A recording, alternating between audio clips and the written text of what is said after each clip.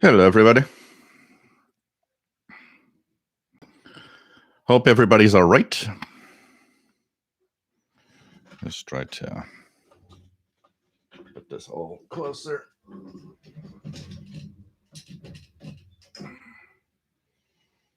This a little better. Welcome aboard. Nice to have all of you here. And here we go. Checking out if everything's all right. And it seems like it is.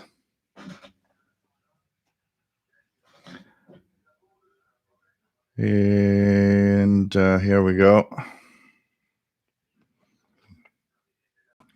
So that's all right. Hey, everyone. Welcome aboard to another shortwave radio stream. And we will, of course, have fun once again talking about radio and tuning the bands and checking it out. Brand new TV here. The Toshiba 50-inch, which is on the floor here, is got worse in the week. So there was a kind of a little black area on the right side where it was like not black, but it wasn't as bright, and it kind of generalized throughout the screen after like on Tuesday or something. So I thought, okay, it's time for a new TV. So 55-inch. It's a cheap Chinese one, a TCL, but overall I'm happy. Pretty nice 4K TV. Works well, and I don't want to spend $1,200 for a TV here. I wanted to have something that works fine and that does the job that I want, and that's all. Because my main TV is in the living room anyways. But actually, I'm pretty surprised with it. It's an Android TV, 55-inch. So to replace. So that's why, when I saw how many times I told you guys, donations and everything would help from time to time. Well, they help in these circumstances where, well, it's possibility to upgrade or change something. Nothing lasts forever. So the other 50-inch is right here on the floor. So we're going to check that out. But new TV to replace with the mini PC here, and it's kind of cool. It has a lot of stuff in it, many apps, and so it's pretty cool. So let's check it out here. Everything's all right. Everything's okay there. Hello, everyone. Welcome aboard. Nice to have you on board, everybody. This is the Shortwave radio stream. We are Saturday. And let me open my beer, actually. Yes, it's been a while since I had a fin du monde. I was reading an article before the show that said that YouTube now lets us swear more on videos without having demonetization. It's like, oh, okay. So let's make sure that this is all right and that it's not going to explode in my face. So here we go. And there we go. A nice fin du monde beer. Let's check that out. And here we go.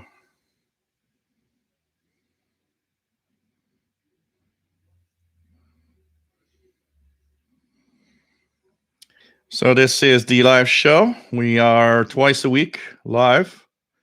Wednesday, for exceptionally last Wednesday I wasn't there, but usually Wednesday, North American time. So there's a beer. Wednesday in North America, it's Thursday for a lot of people around the world at 8 p.m. Eastern. That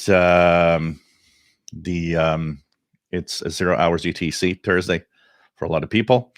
And we have our show on Saturday at 3 p.m. Eastern. That's 20 hours Universal Time. And we try to entertain and talk about radio. My name is Gilles. I'm located in Montreal, Quebec, Canada, northeast part of North America. And we just have fun. We're going to tune the bands a little bit. I've got the that computer set up.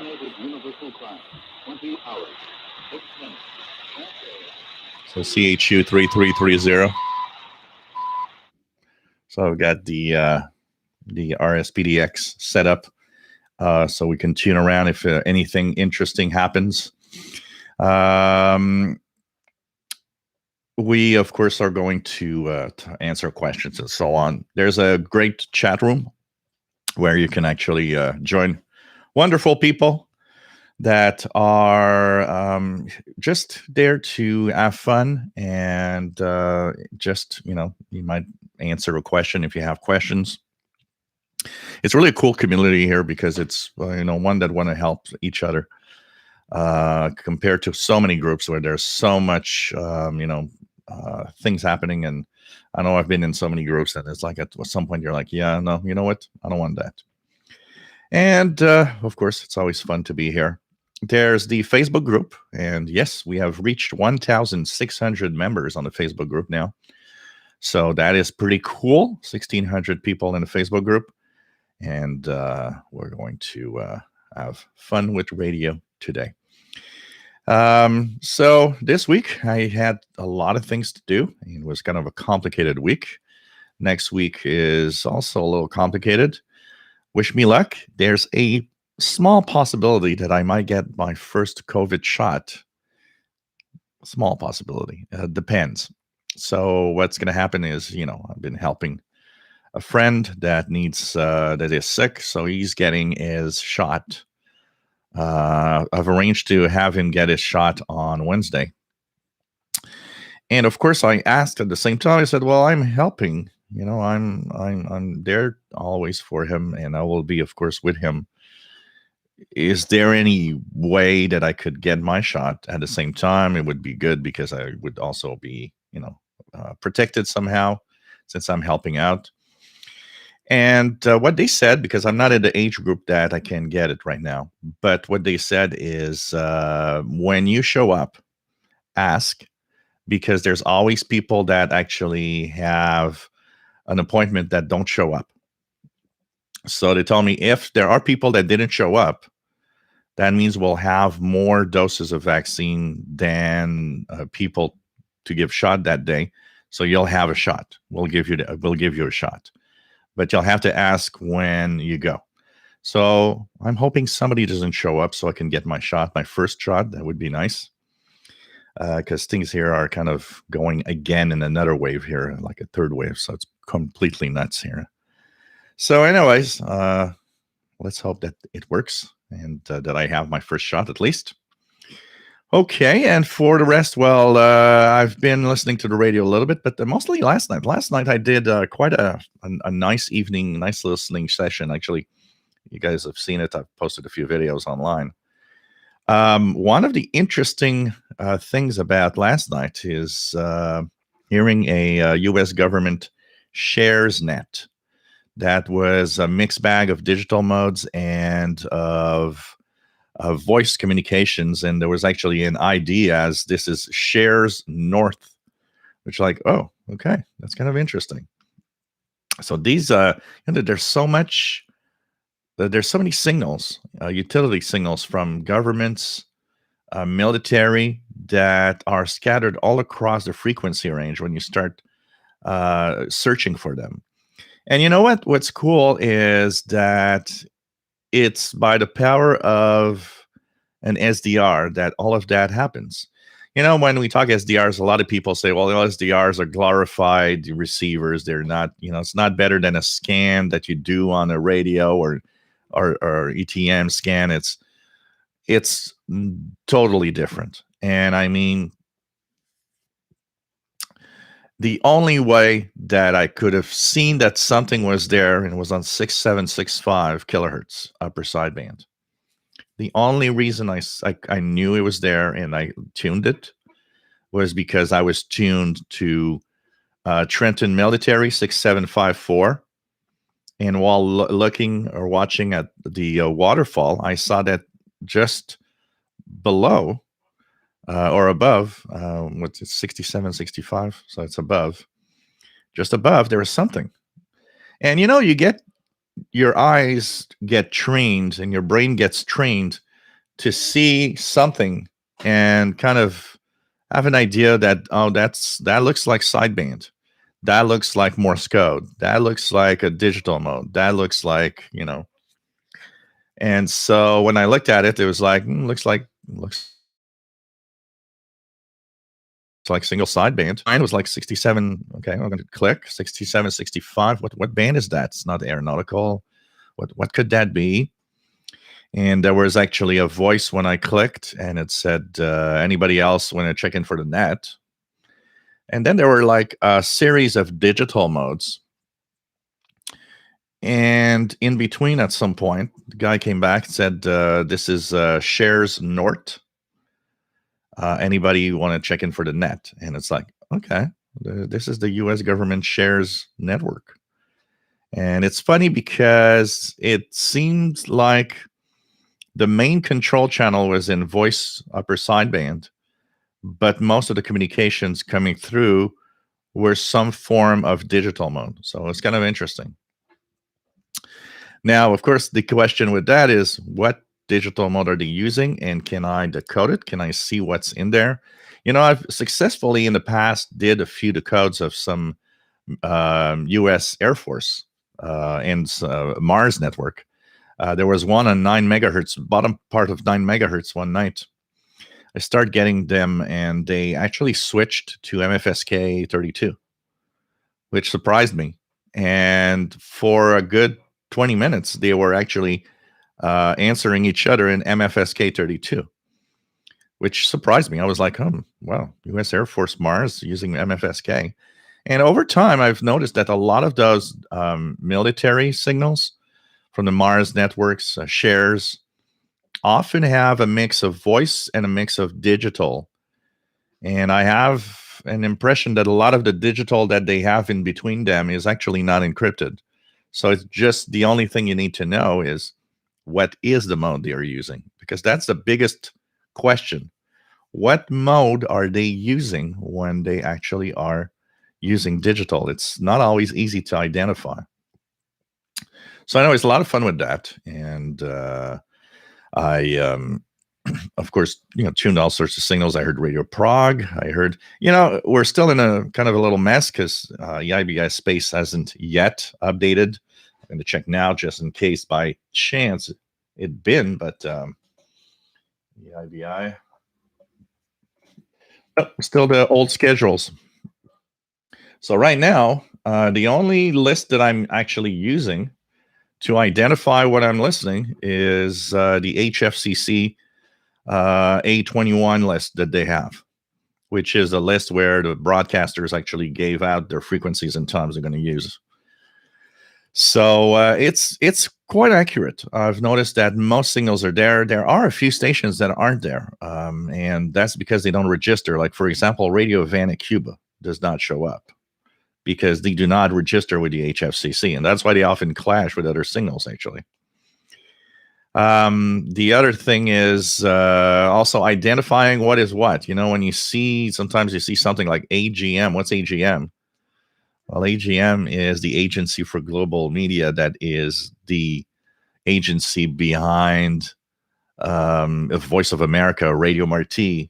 It's a list that's very cryptic, trying to understand what am I listening to exactly, and where does it transmit from exactly. It's, if you think EIBI space is a tough one, man, the HFCC one is worse. But, you get used to it, and you get used to the abbreviations as time goes by. Also, this week, propagation was surprising. I've had Voice of Korea, North Korea, 11/7/10 one morning.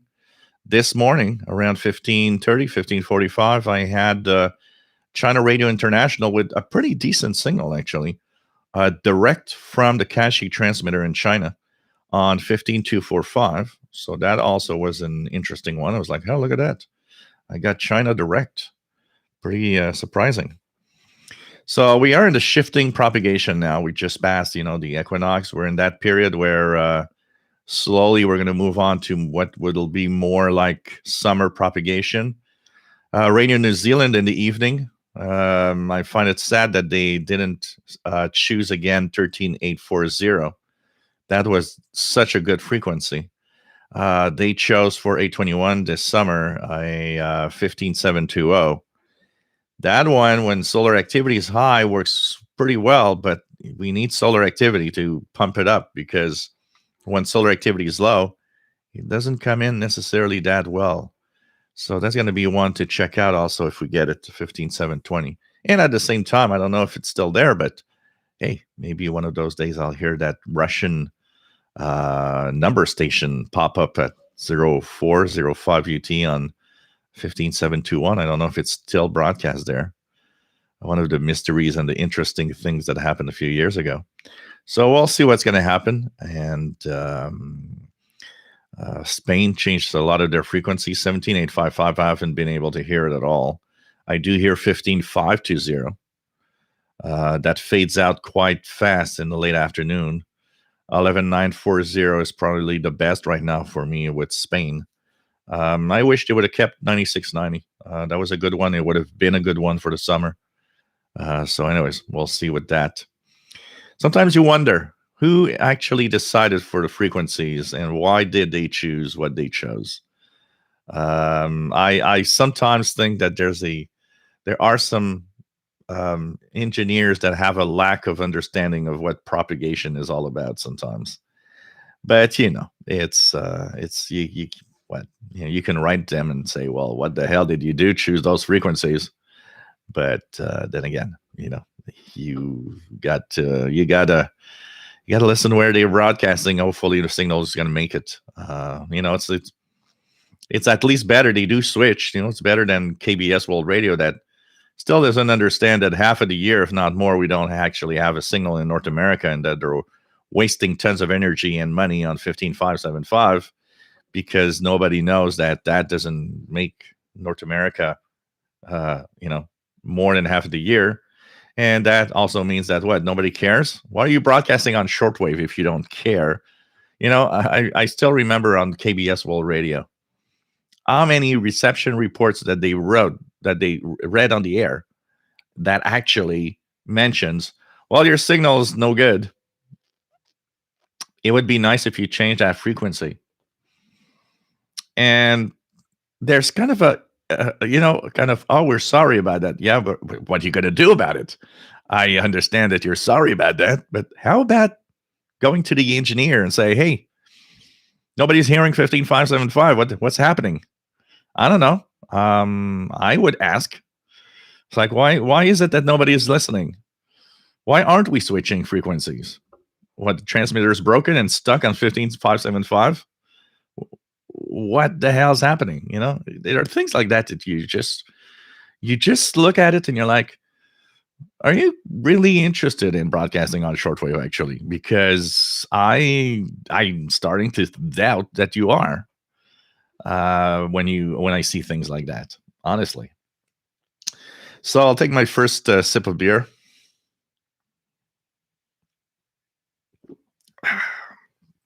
There we go.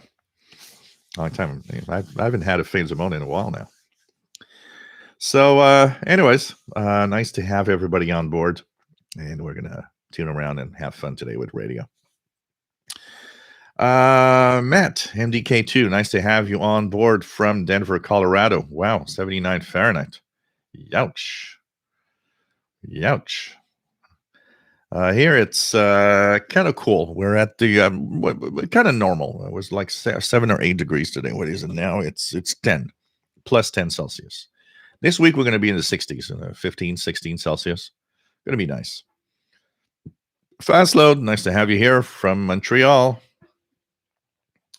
Nick Amendo, nice to have you on board from Romania. M1MBZ, nice to have you on board. Rob in Phoenix, Arizona. Jerry DX, nice to have you here. TVDXer, salut. J'espère que tu vas bien. Rufus Newt, nice to have you on board from the Laurentian Valley, Ontario. Sheldon Harvey, nice to have you here from Greenfield Park, Quebec.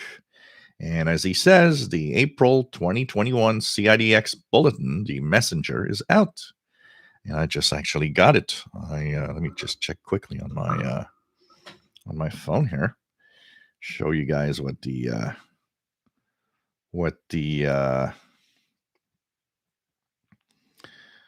first page looks like.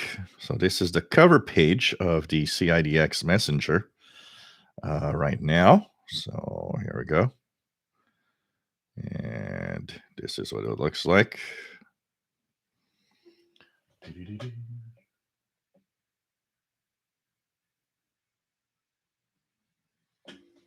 So the April Messenger is here, of course. Got a my utility column this month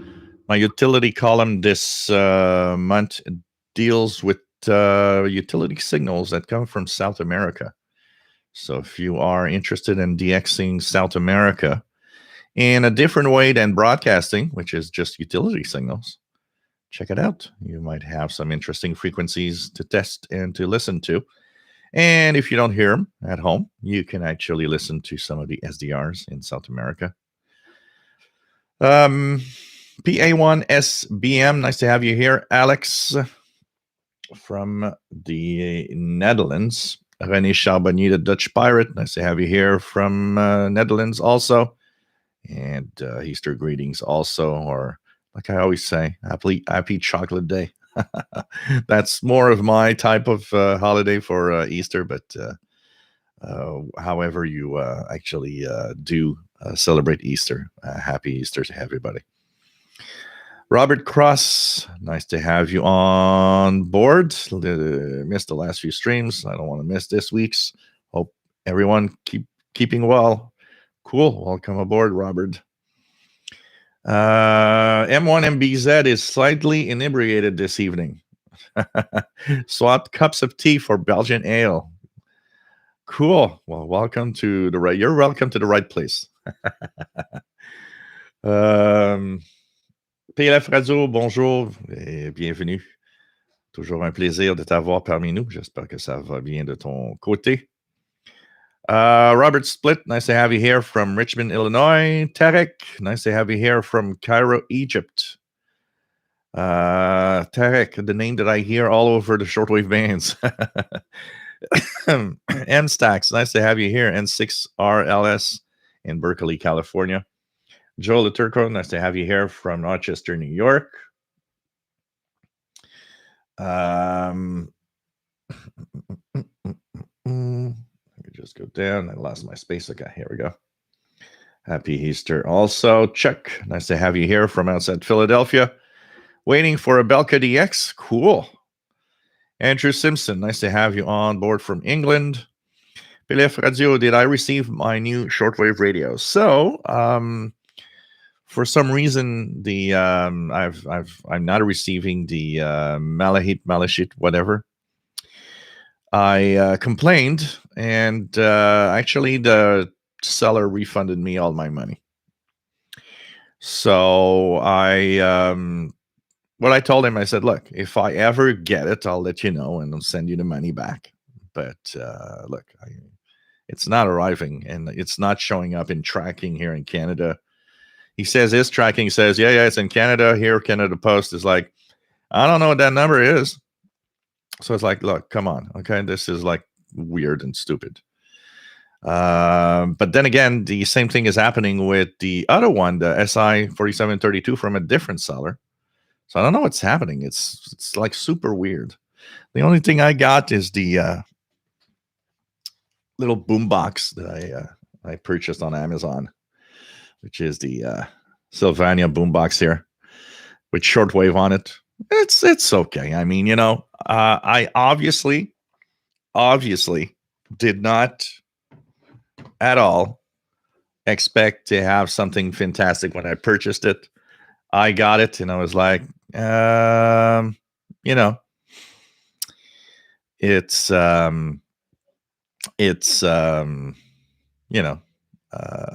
cheap boombox with shortwave on it out of curiosity. If I have to say something about it, it's okay. I'm not expecting anything. So of course, when you don't expect something to work that well, you usually are more surprised than deceived. In this case, I find that the FM and AM portion works surprisingly well. And you know what? For a kitchen radio, that could be nice. It's, once again, so weird that they put a mono head to read tapes, so it's mono, but the radio can do stereo. When I'm in Bluetooth with my phone, for example, it is stereo. Because I wanted to see if there was some form of stereo. FM is stereo. There's even an earphone jack on the right side of the radio where you can actually put earbuds or headphones, and it is stereo. It works fine. Shortwave is a little weird because of the way that it's obviously they use the DSP chip, the silicon integrated DSP chip in it. So what happens is that it tunes weird, like in steps, even though the dial is analog. It's you hear the steps, like they've done the steps at 5 kilohertz intervals. So it tunes bizarre for that, and it's kind of a little hard to kind of have center tuning, knowing that you're exactly on the frequency you're listening to, not just near it. The fading out of signals is weird. It's kind of an all or nothing radio. It's the signal's there or it just drops off and that's it. It's kind of weird also. What is the biggest problem for me here is the FM breakthrough. It has a lot of FM breakthrough on the shortwave bands. So it's difficult to use. But, if I had to say, am I happy with the purchase still? Yeah, it's okay. It's okay. I got no problem. And it's I find it cute, and it will be an added radio to my collection of receivers. And plays cassettes. So, and it's not that much of a it'd be funny, it would be stereo when playing tapes, but I'm not that it doesn't matter that much for what I have on tapes here that I'm going to listen to, honestly. And actually, I'll be comparing it with the QFX that I have. One thing that this one has that the QFX kind of lacked is that the Sylvania here feels more quality in the buttons and the controls than the QFX did. But they're not the same price. This one, the Sylvania, is compared to the QFX, maybe $25 more expensive. So $25, they probably put a little more money in some of the quality of some stuff in it, because it does kind of feel a little more quality. On the audio side, it's not a boombox like you'd expect. Like, you pump up that volume and the sound's great. It sounds very ordinary and lacks a lot of the frequency response to have really beautiful sound for music, for example. But it's okay. It's okay. I'm not complaining because I was not expecting something fantastic. Somebody buying this and saying, "Oh, cool, I'm going to have a boombox with shortwave."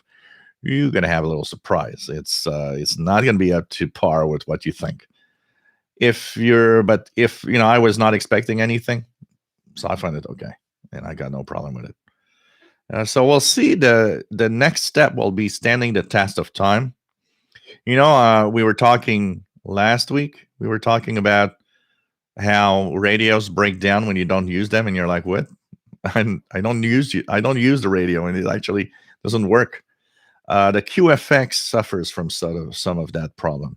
The QFX over time doesn't work as well, even though I haven't played with it. So that's going to be the other thing, the test of time. The Sylvania here versus a QFX.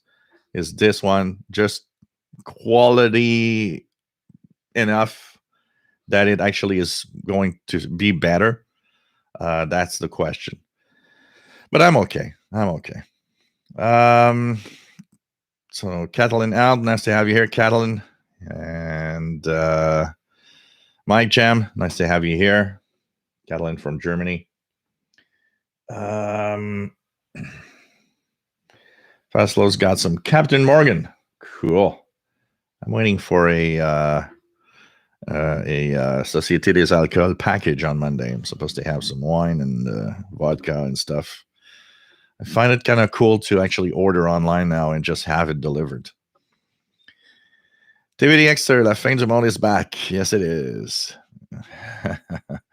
Dave Dufour, nice to have you on board. Yeah, there was a article saying that creators that have live shows and that do videos are now able to swear without having demonetization. So it's like, okay, that's interesting. I'm still not going to push it, but you know. Instax had a fin du monde on midnight, December 31st, 1999. Wow.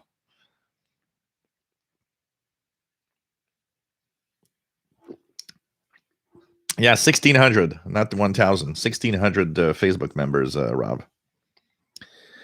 VT Radio, nice to have you here, Paul. AA1SU in Vermont. Listening to Yankees on AM 1340 WIRY in Plattsburgh, New York. 1340. Did I hear that one? I think I heard that one.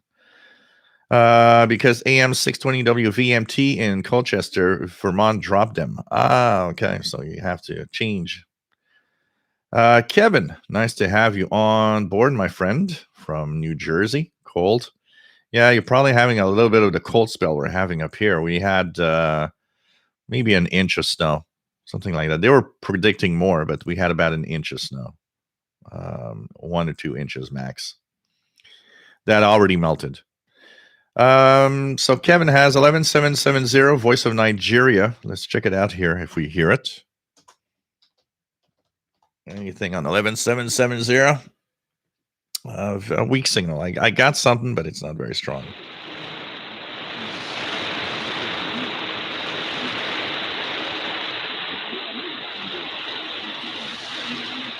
If they would have pumped up that audio more, and that's the biggest problem with Voice of Nigeria, often their audio is low.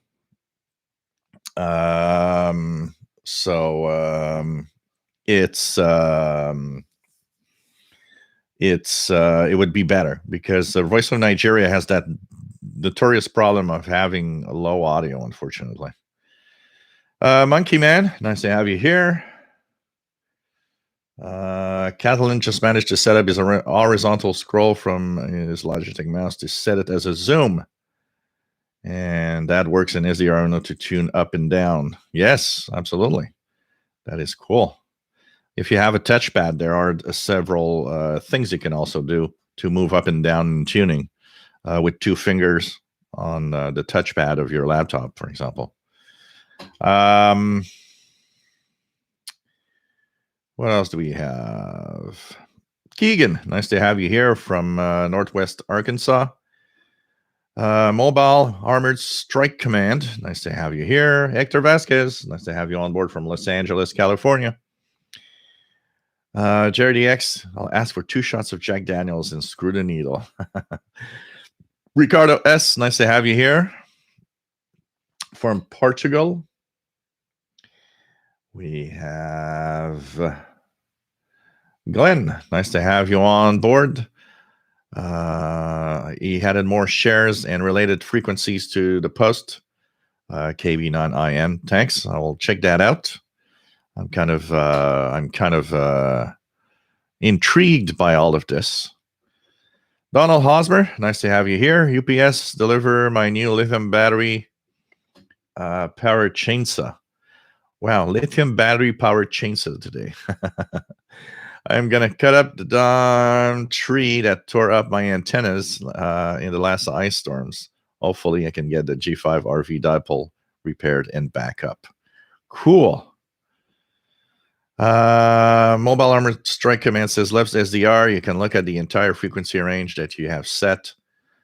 And you can see the signal you're listening to. Yep, absolutely. It's, I think a lot of people underestimate, it goes with the hobby. When we talked about how some hams have a hard time with FT8, deeming, it's not a ham radio. It's, what's that? It's crappy. It's ham radio is going away because of FT8.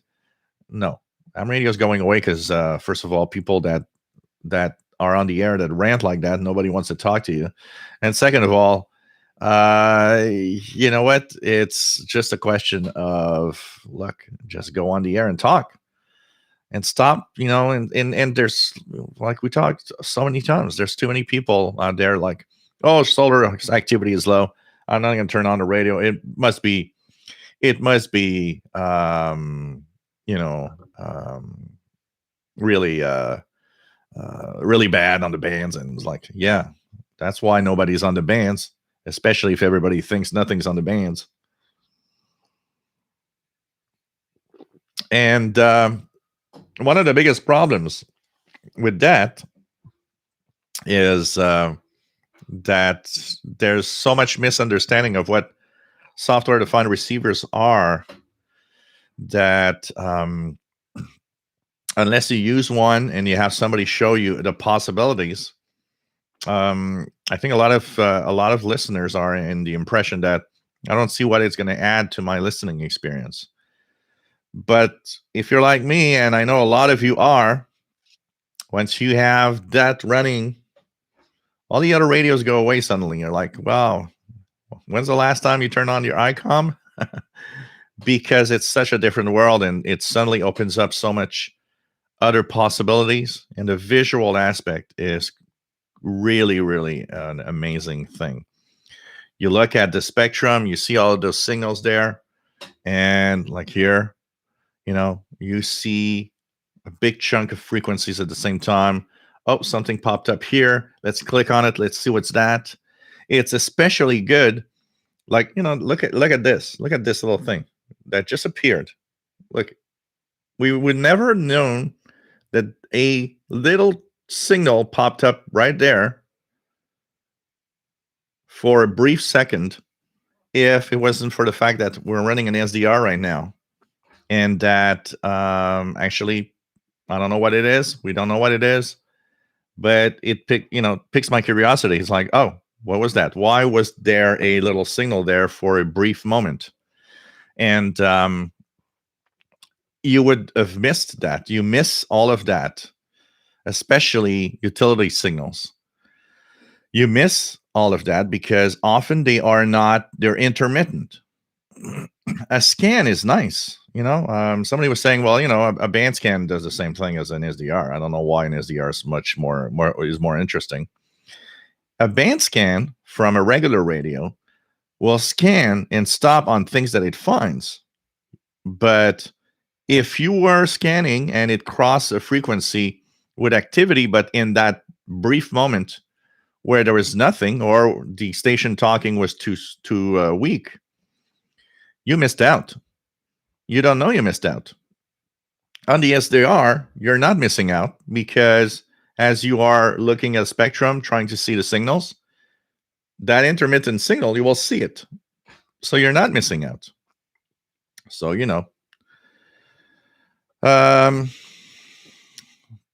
Tarek got Radio Roma from Italy, 2680 kilohertz. Cool. The lowest you got on shortwave? Cool. Is there anything on the 160 meter amateur band there around that area?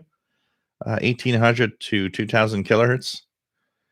So here, 2 megahertz range. There's a few Stanag signals, but what I hear mostly is at the top. There's 2996. I think I hear is Gander or New York aeronautical frequency. But there's maritime frequencies with 2749 and 2598 that are common here with different stations on the east coast of Canada. I hear 160 meters. I've heard Radio Roma and stuff like that, not here, but by looking at the list of frequencies, I was curious. All the marine weather stations that are scattered across Europe. From Norway, from France, from the UK, from Italy, and so on. And I've often tuned European SDRs to catch those because I don't hear any of them here in North America. I'd be curious if you're on the East Coast, like somebody in Newfoundland, and mix that with a low noise environment. I would guess there's a possibility they might actually be logging the European signals there, but those are low powered, so it's not super easy to actually um, it's kind of cool. Yep, Signal Wiki for the decoding of signals. It's absolutely helping out. Derek, A21 AOK is cool.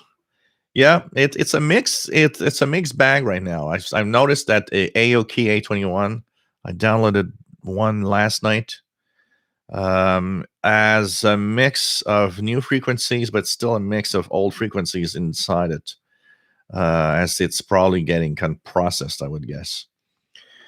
Catalan, apparently, Erica trusted in the latest version, the EIBI CSV file apparently can be used. I need to check that out. I've used it a little bit, but I haven't used it a lot, so I need to go back and make a few videos also. Christy Freitas, nice to have you on board. Happy Saturday from a mild, sunny and mild downtown Nashville. Cool. Welcome aboard, Chrissy. Charity X Sinosphere has been flaring up a lot of ways, lots of noise on the bands. Yeah, but a lot of the noise that you have is more local than what the ionosphere actually does. We got to be careful with that. Always blaming the ionosphere or some general activity for noise. Yes, there could be some atmospheric noise increase, but a lot of it has also to do with our local noise, something new, something different around us, something that's temporary. Much more than it's much more local most of the time than it is the bands themselves. And stacks. I wish everyone using FLDG to send digital modes would activate the transmitter, the TXID option, so listeners and other senders would know the mode you're using. Yeah, that is something that unfortunately is not used much, because that is an option to know what mode actually is being sent out.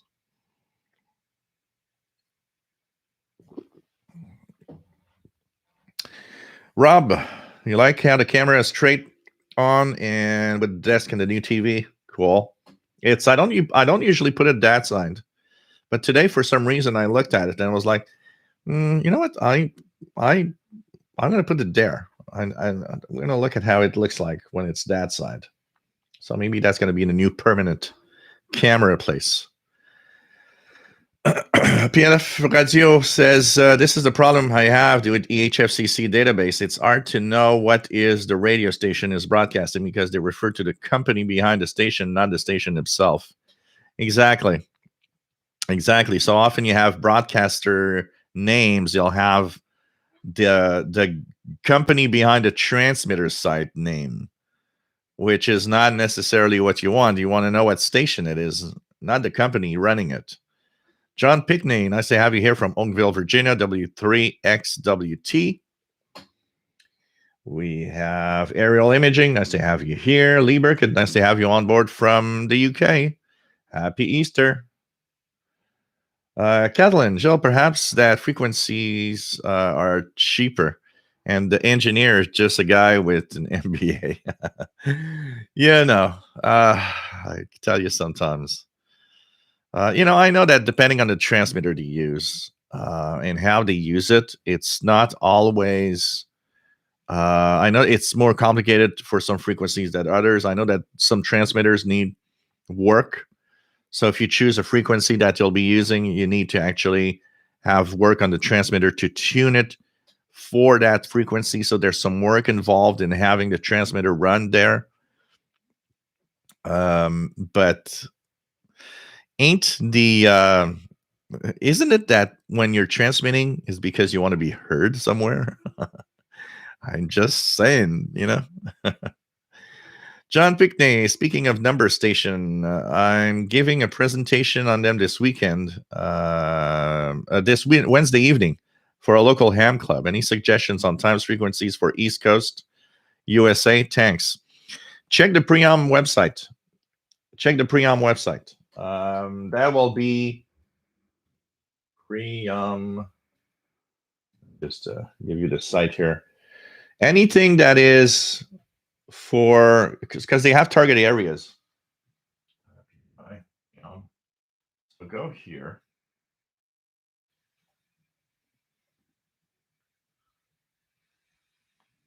So let's put the link to the Priam website. Look at that list every day and look at what they're transmitting. Anything that is meant to be for, because they often have a target area. So, of course, there's target North America. Anything that is target for Europe, Eastern Europe, anything that comes from the European side of Russia, St. Petersburg, Moscow, and so on. Most of them, if you choose the right frequency and right time, actually are often easy to hear in North America. We're going to try one actually right now because I'm looking at Priam in 14 minutes, at the top of the hour, 7575 kilohertz CW. It's M12, which is the Moscow, Russia Morse code number station. So 7575 in 14 minutes. I'm going to tune that here, 7575 in CW mode. And we're going to leave it there and see if we can, if you can hear a Morse code signal in 14 minutes time. So check that out. And anything that is for Europe, anything that is, like M12 is often one that's easy to listen to.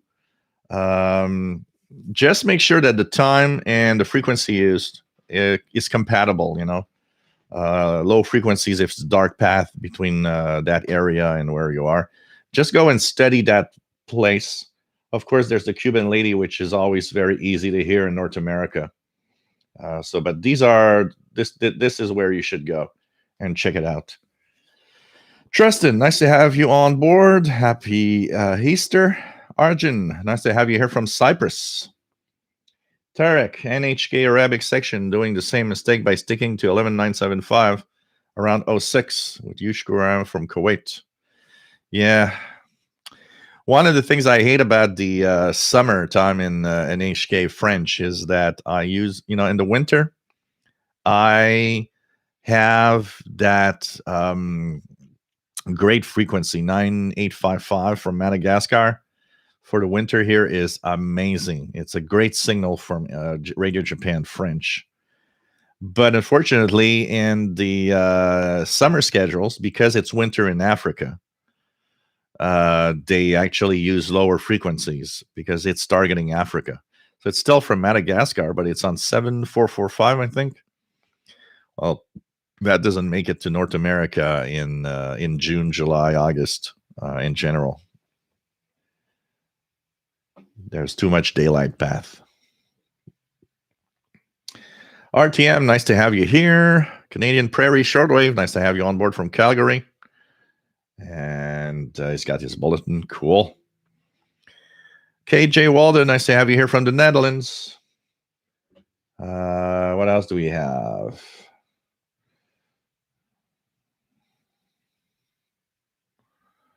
Let me just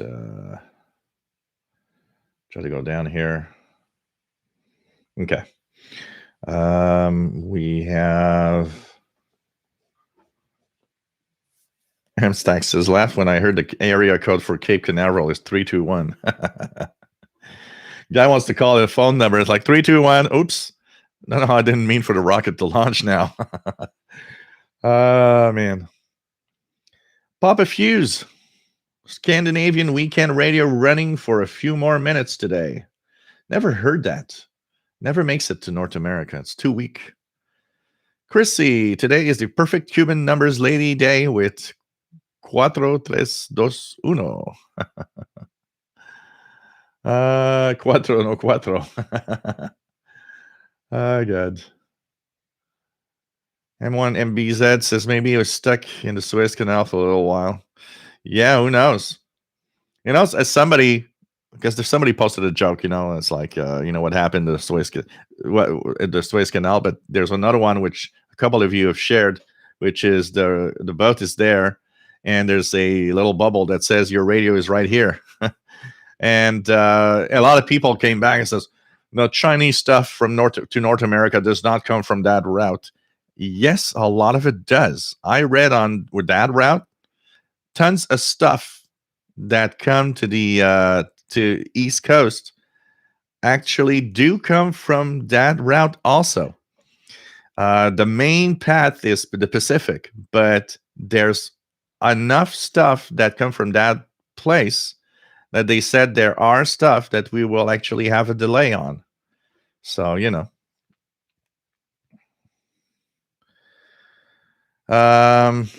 else do we have?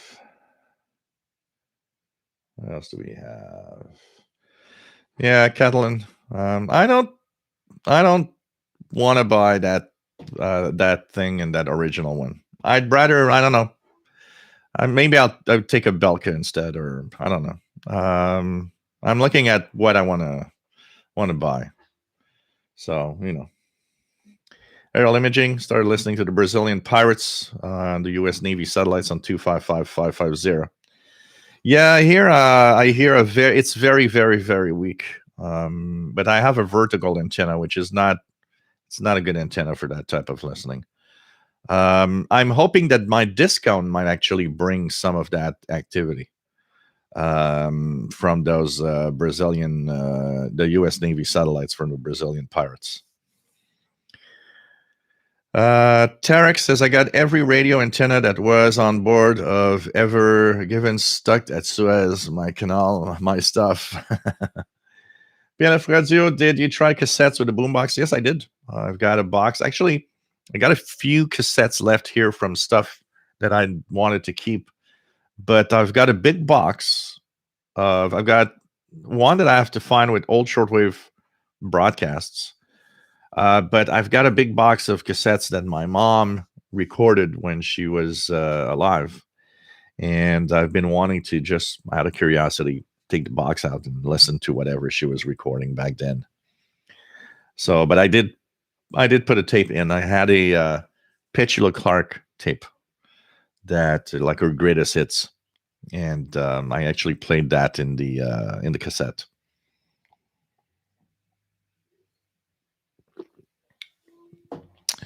Lee Burkett received really strong signals this week.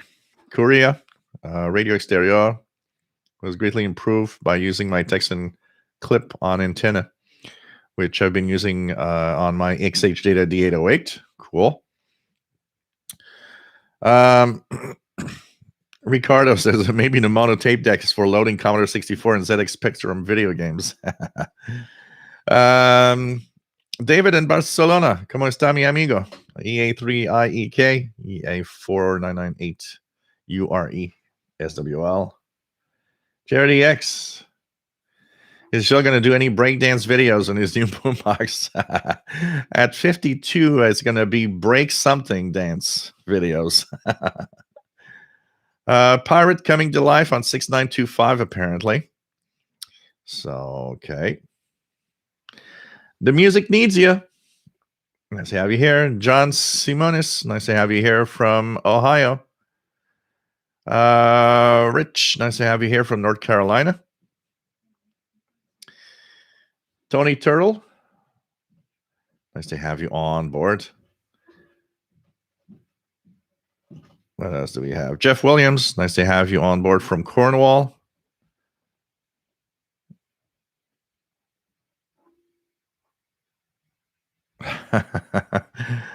Yeah, that NPR backwards, absolutely, Keegan. Matt got his first shot yesterday. Cool. Yeah, I saw that on your Facebook wall. Cool. Tony Turtle is from Michigan. Jerry, the RF noise is driving me effing crazy. Yep. Pretty much all of us. Rich in Atlanta, Georgia. Nice to have you here. Oh, yeah, it's the weekend. It's the Saturday KPH station. Let's just try it out out of curiosity here. 12808. 0.5. Yep.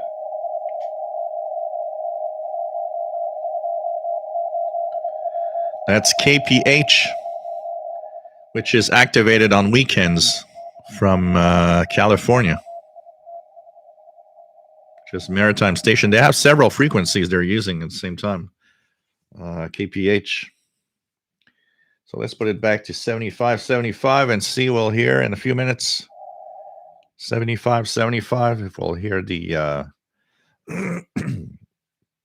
the number station. ZX, nice to have you on board from Poland. Mickey Dalmage, nice to have you here from Sherwood Park, Alberta, Canada. James Johnson, WA4493SWL, nice to have you here. 10 Tony Turtle says 10 meters was open for DX yesterday. Cool. And glad to have you here, James Johnson. Stephen Wood, nice to have you here. 6925 Pirate Kind, KIND, from Ill Farm in Vermont. At least that's what the announcer says. Very good here, but ending transmission soon. So 6925 quickly. Upper sideband. Anything here?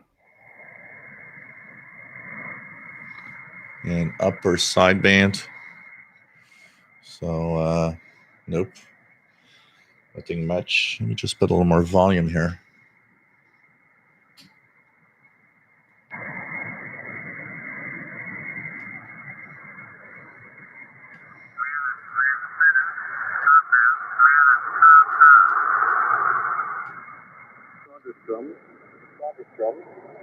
Did I activate something here? My audio sounds weird.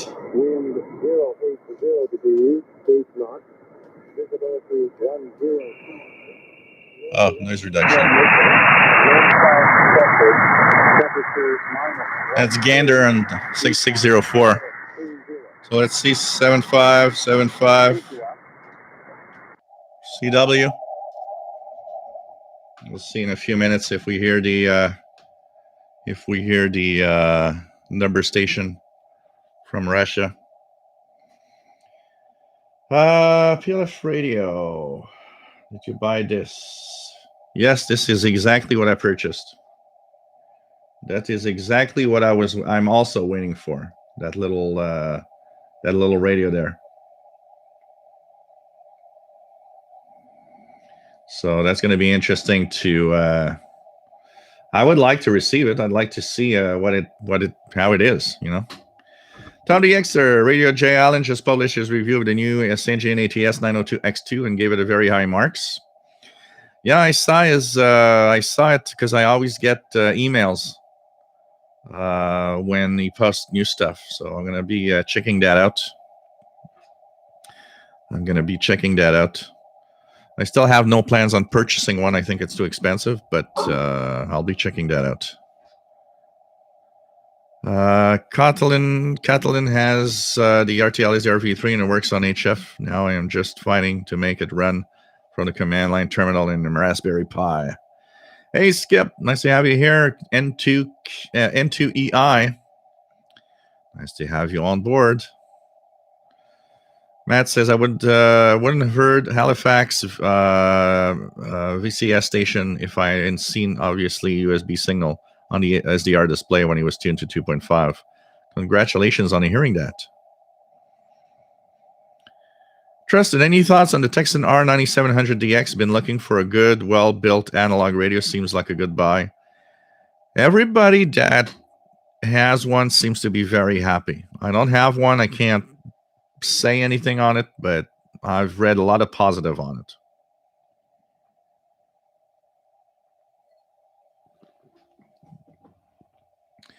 Dennis, nice to have you here. WA9326SWL, Southern Illinois. I think it's there.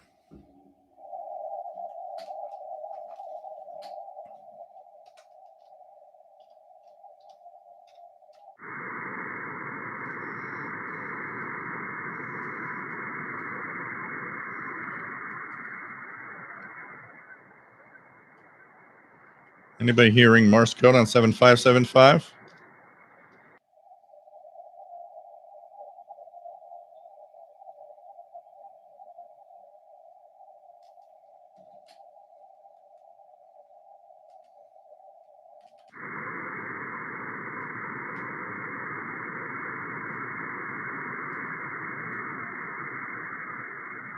Not sure. Anybody hearing 7575 Morse code from number stations from Moscow? Stephen Wood, 11770, voice of Nigeria, putting in a good signal in Cape Cod. Yeah, we tuned it earlier. I just find that the audio was low. What else do we have?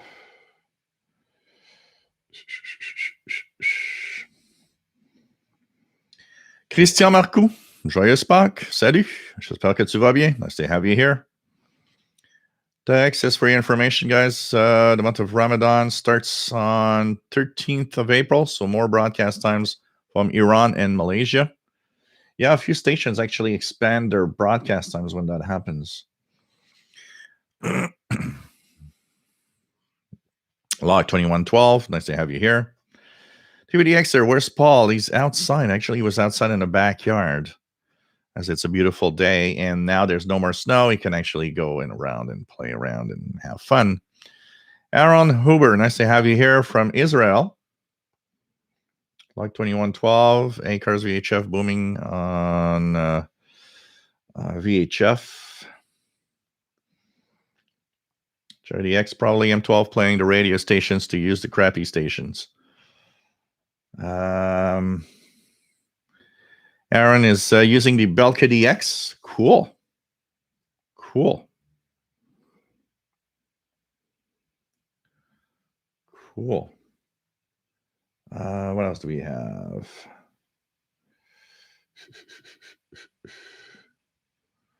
Let's check it out. Cool, John Pickney. No problem.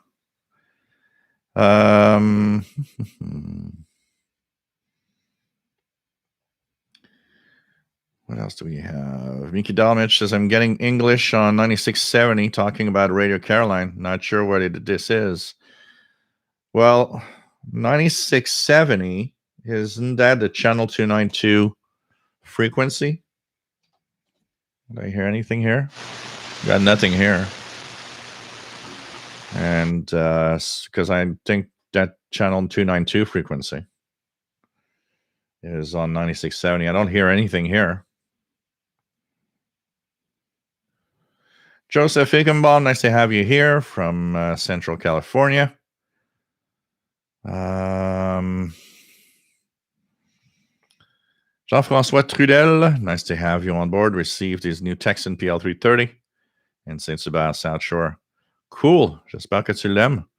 Nice little receiver. Really great little radio for the price. Pretty crazy. Christian Fellow, nice to have you here.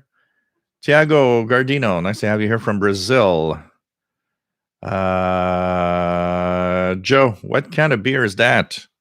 It's the End of the World beer, which is a triple Belgian ale style beer.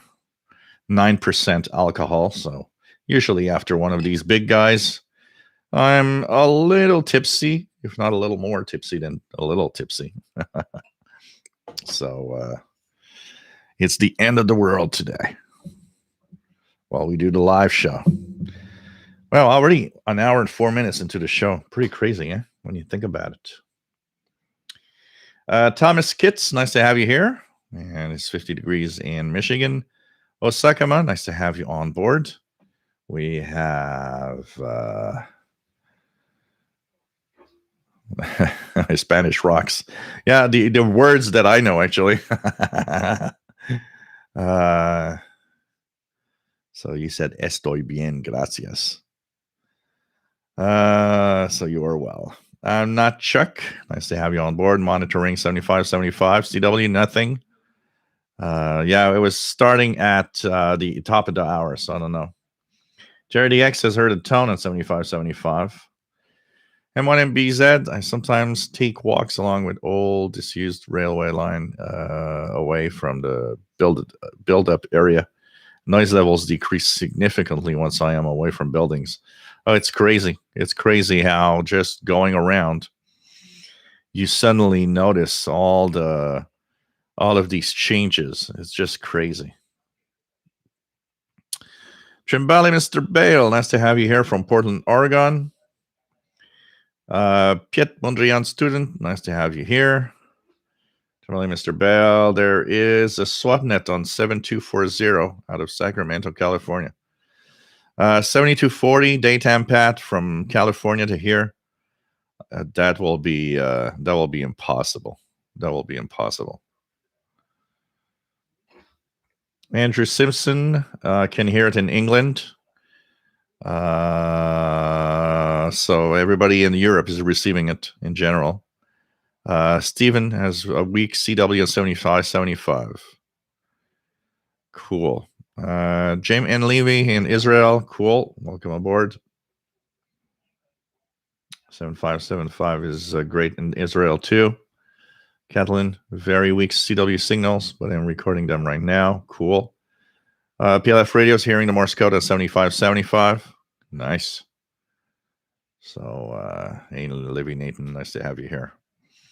Ron Hicks, can you hear the Mars Perseverance telemetry anywhere on the HF bands? No, they're in the gigahertz region.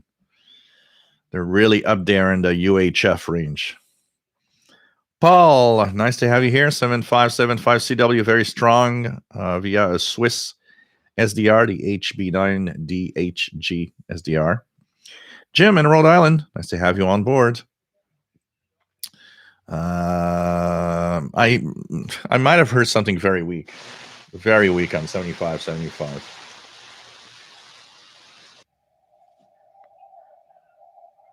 But I'm not sure. I don't know if it's still going on, but I'm not.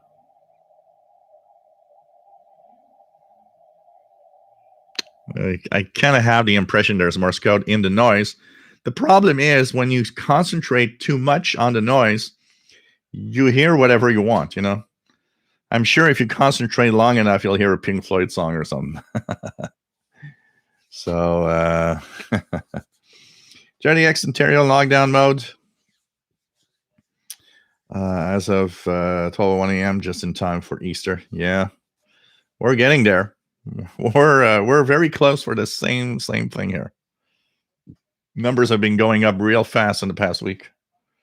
I think here in Montreal, they said it was up like 30% or 20%. It was like pretty crazy.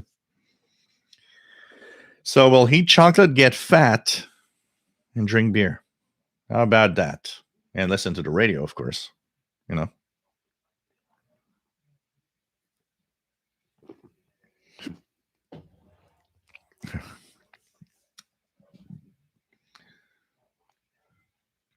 Yeah, we'll have Trimbali, Mr. Bell will have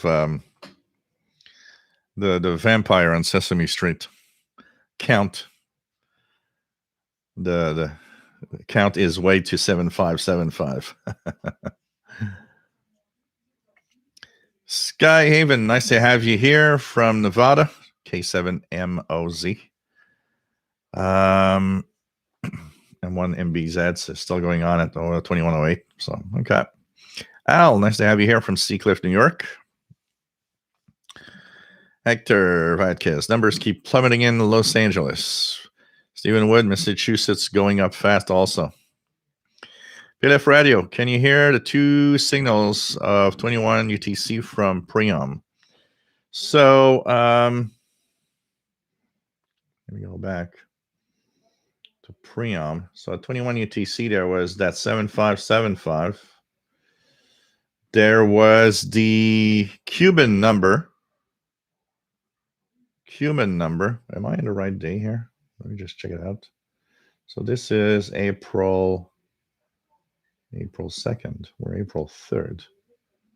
I'm too far here. Okay. Whoa. Wait, let me reload the page because I want to be on the right day. Okay. So 21, we had 7575. We had 16180. Let's try that one, which is the Cuban number.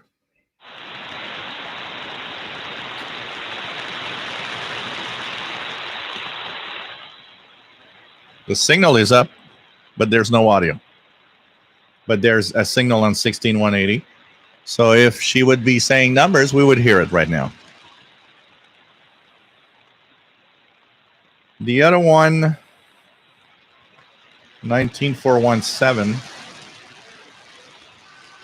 Oh, there she is. Her audio is weak. Obviously, the same engineer for Radio Havana, Cuba, is obviously.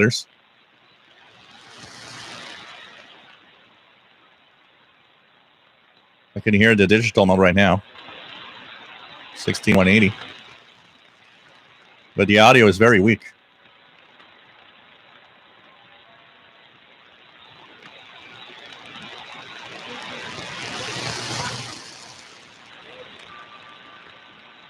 If the audio would be stronger, it would actually be easy to listen to. And 19417, which is an RTTY frequency. And I don't see a peep of anything on that one. Actually, in a couple of minutes, 2115, we have 16286.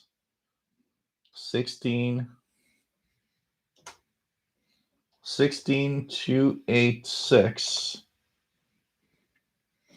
Upper sideband. We'll monitor this one. So 16186 is also a number station, but it's an RTTY number station. And let's check it out here. It comes from Moscow, Russia. Should sound like this.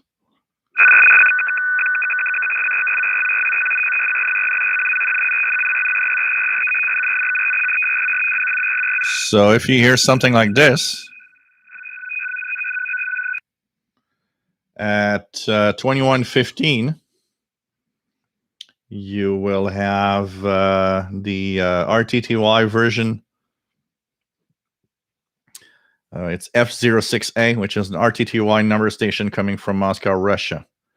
At 2120 in 7 minutes, we've got another Morse code station from Russia, 8175. We're going to try that one too. So we'll be looking at that for sure. So what else do we have? Skyhaven, cool. Thanks. Have a great day also. MSTAX, the KPH frequencies.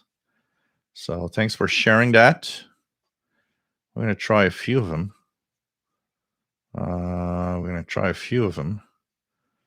And see if we can hear them. So we heard 12808.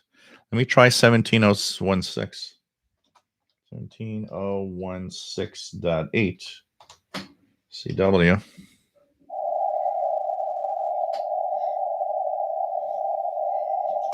$12,808.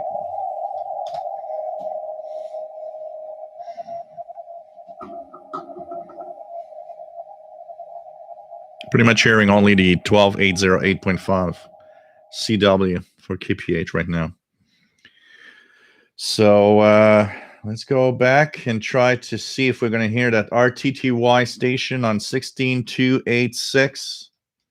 286. It's a number station from Moscow, Russia. My hopes aren't that high, but you never know. Interesting. It's the first time that if we would hear it, it would be the first time that I can actually say we see two. I could see two number stations at the same time on the same range of frequency, which is the Cuba on 16180, which is very strong, but bad audio or low audio. And we'll see if that RTTY one comes in on 16286.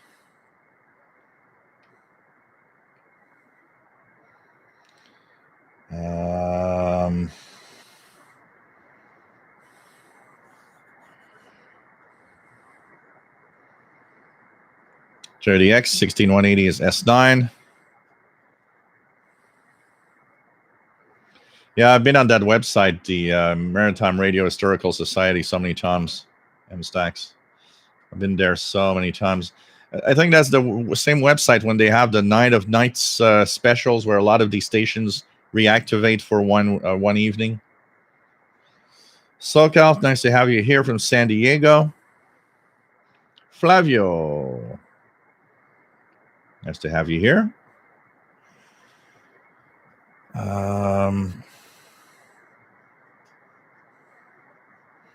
Kathleen, that's cool. We should add more often.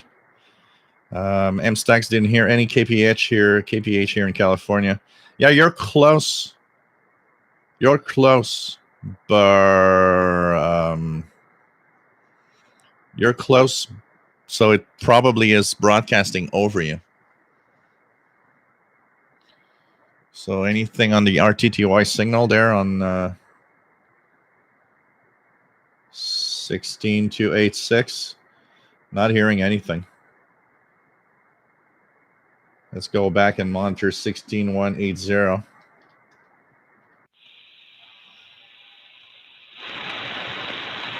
I mean, with that signal, which is actually peaking at S9 at least, there should be a lot more audio into it.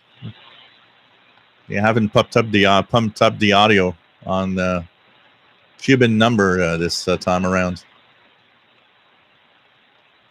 How about we go to Cuba and say, "Hey, can I visit the number station?" What is gonna happen?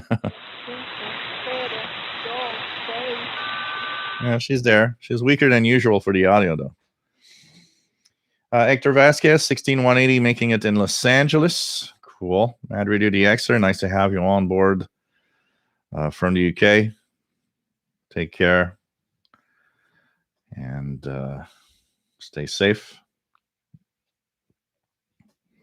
The audio is weak. That audio is much stronger than that usually. Much stronger than that usually.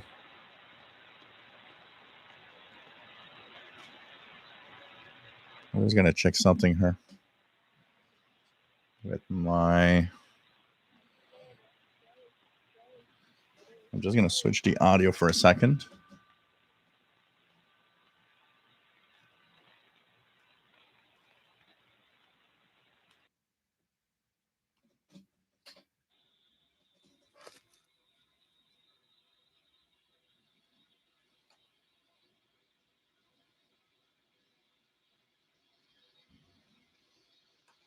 No, same thing.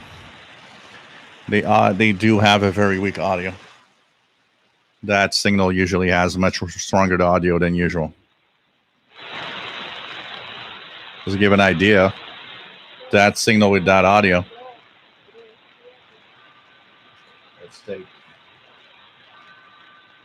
Let's take a signal from broadcaster.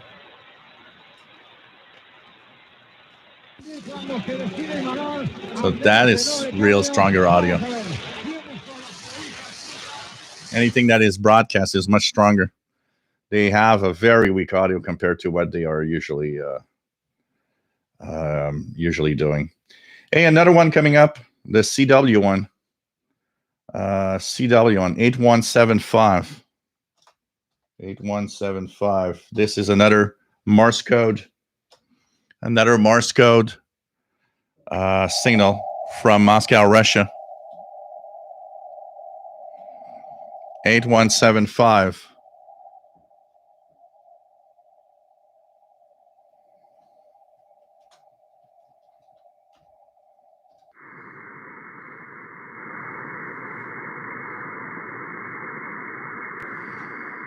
Anybody hearing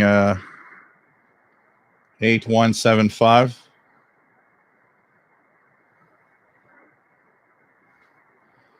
Not hearing it here. That's another Morse code from Moscow, Russia. The signal is strong, fast load, but the audio is weaker than what it should be. It's like half level of what it should be.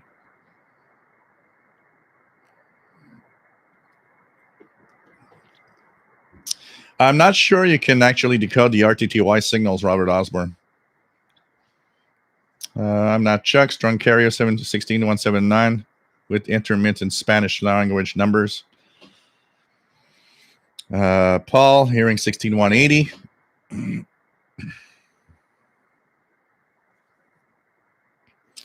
Yeah, verticals are not always that great. Dipoles are usually better at receiving a lot of, and if it resonates close to those frequencies, usually verticals are a little deaf compared to several types of antennas. Keegan has reception with his Ethon Grande Edition satellite radio. With your DAD W9JEF beverage antenna. Keegan, 16180, Cuban number stations. S1 is S8. In radio TV guy, 16180. 10 plus dB. Oh, yeah. Well, 16180 was actually making it to, I had it easily at S9 plus 10 plus 20 at times. The signal is strong. The signal is strong, but the audio is weak. Jay Watterson, 69. Nice to have you here. Trimeli, Mr. Bale. Something I've noticed last year while going through a lot of Kiwi SDRs is a lot of Russian stuff. It's West Maryland better than Montreal. There's a lot of differences depending on where you are in latitude of what we receive. So often I will have people listening to or hearing stuff, in New Jersey or North Carolina or whatever, all along the coast anyways.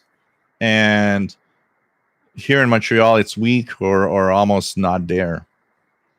There's also the target area, what direction are they broadcasting to also is playing in there. Something, for example, that say that from the UK, from Wolverton, UK, they're broadcasting to Africa.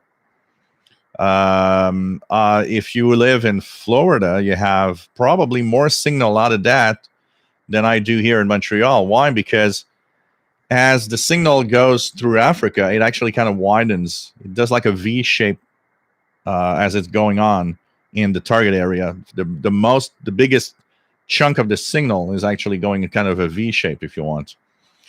And so Florida will hear it real well, and I here in Montreal would hear some really weak signal or nothing. It all has to do with so many different factors in how the signals broadcast, what's the target area, and what is the angle, what is the azimuth that they're broadcasting to. So it makes a huge difference in 1,000 or 2,000 kilometers.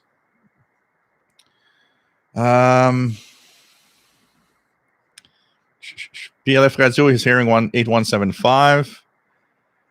Israel also getting 8175. Sorry. Catalan has nothing. MStack says nothing. M1 MBZ can receive 8175. Very weak. Mickey Delmage worked 7 Polish hams this morning in 1 hour just for fun. Polish DX contest this weekend. Cool.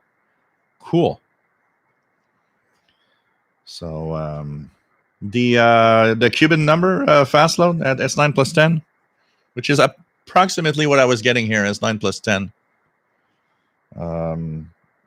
The signal is definitely good. It's just that their audio needs to be better. Because the signal's there. It is right now at S9 plus 10. Really, it's a clear, that frequency is propagating very well from Cuba here. A few little things to talk about is, the A21 schedules are, the A21 schedules are out, are of course in effect, but we have a lot of difficult time getting our schedules and our information. Once again, guys, if you're on the Facebook group or if you publish something you hear, just go with your gut feeling. If you don't know, just mention or, one of the things I would like to mention, if you're on the Facebook group, when you post or talk about something you hear, It's definitely helpful if you can, even if it's a very short video, if you can actually put a video up to actually have us listen to what you're listening to.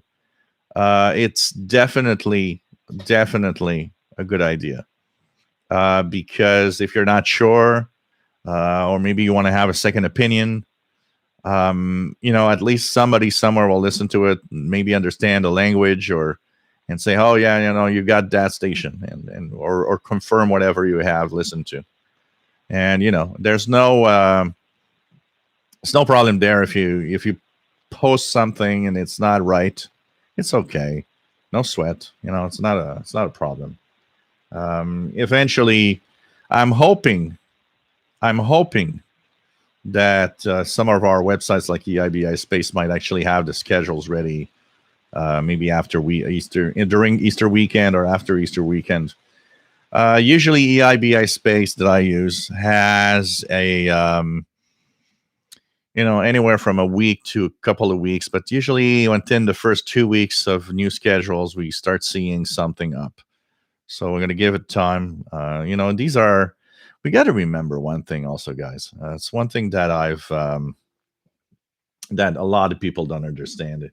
There's a lot of, I talked about that in a few times with some people that do online stuff. There's a lot of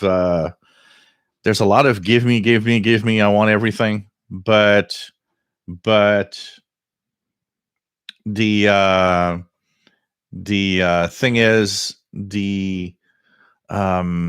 these people are not, it's not their job. They're doing it for fun, maintaining shortwave frequency lists for us, and it's cool. And actually, I've been thinking that in maybe in a week's time, next week, or when the schedules are up, what we could do, maybe do. I was thinking of doing maybe a little funding drive, and split the donations that I will have received from you guys between a few websites that are essential. Maybe EIBI Space for one. Maybe send a little something to Glenn Hauser because of his work with World of Radio. See where we can send some of the donations, so that kind of say a thank you. Because don't forget it. It's cool to have these websites running. It's cool to have all of that. But do not forget, they do that for fun to make sure that we have the information. But they don't have to. And someday somebody can just come up and say, you know what, the hell with it. I don't want to do this anymore. And people are just, asking, when's the schedules? And there's no, thank you. There's no, don't forget that it's a lot of work to maintain these, and it's fun to have them, but at the same time, it's a hobby, and they do it in their spare times most of the time. And we got to be patient. It's the way it is, and give them time to do what they have to do to give us the schedules and everything. So we'll be checking that out in a couple of weeks, maybe doing a little funding drive for these guys.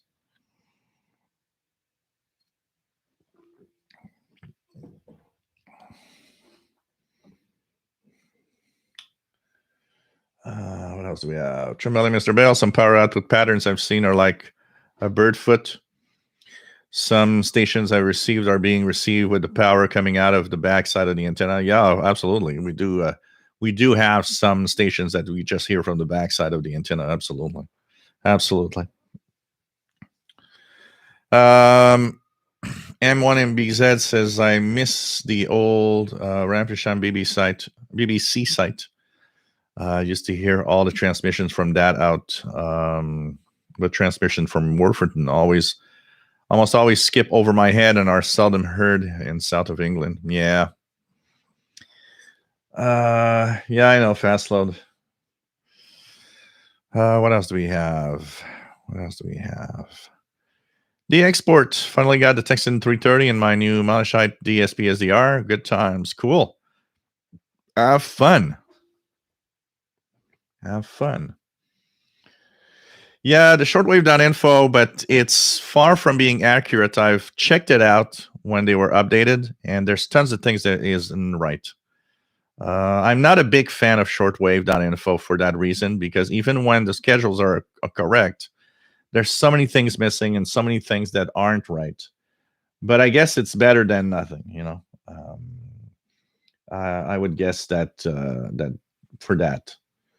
I'll be checking it out tonight to see what I'm getting out of it, and we'll be seeing that for sure. What else do we have? Nope, 6780. Nobody and no one knows nothing. So you know, it's I don't know. Yeah, 16180 is the carrier. It's a left. No, it's just a carrier. Oh, it's back with some digital. So I guess they're back. That's the Cuban number lady. The spy called Havana and said, "Hey, I like to be able to decode the numbers." Audio seems better.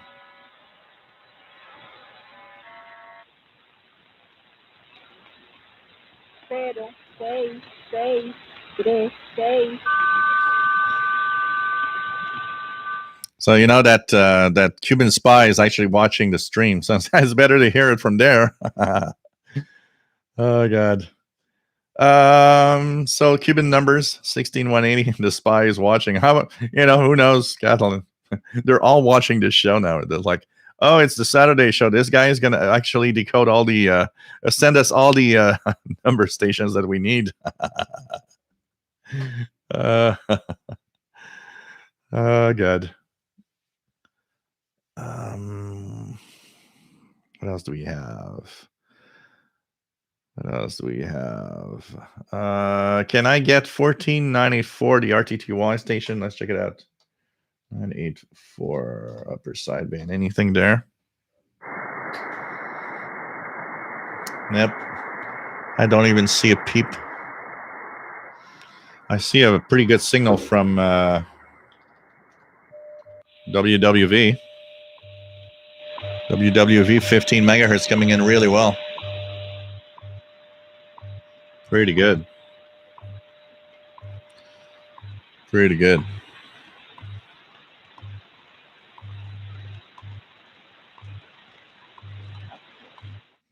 Canadian Radio TV guy finished cleaning the garage this afternoon with the stream in the background. Cool. That's a good way of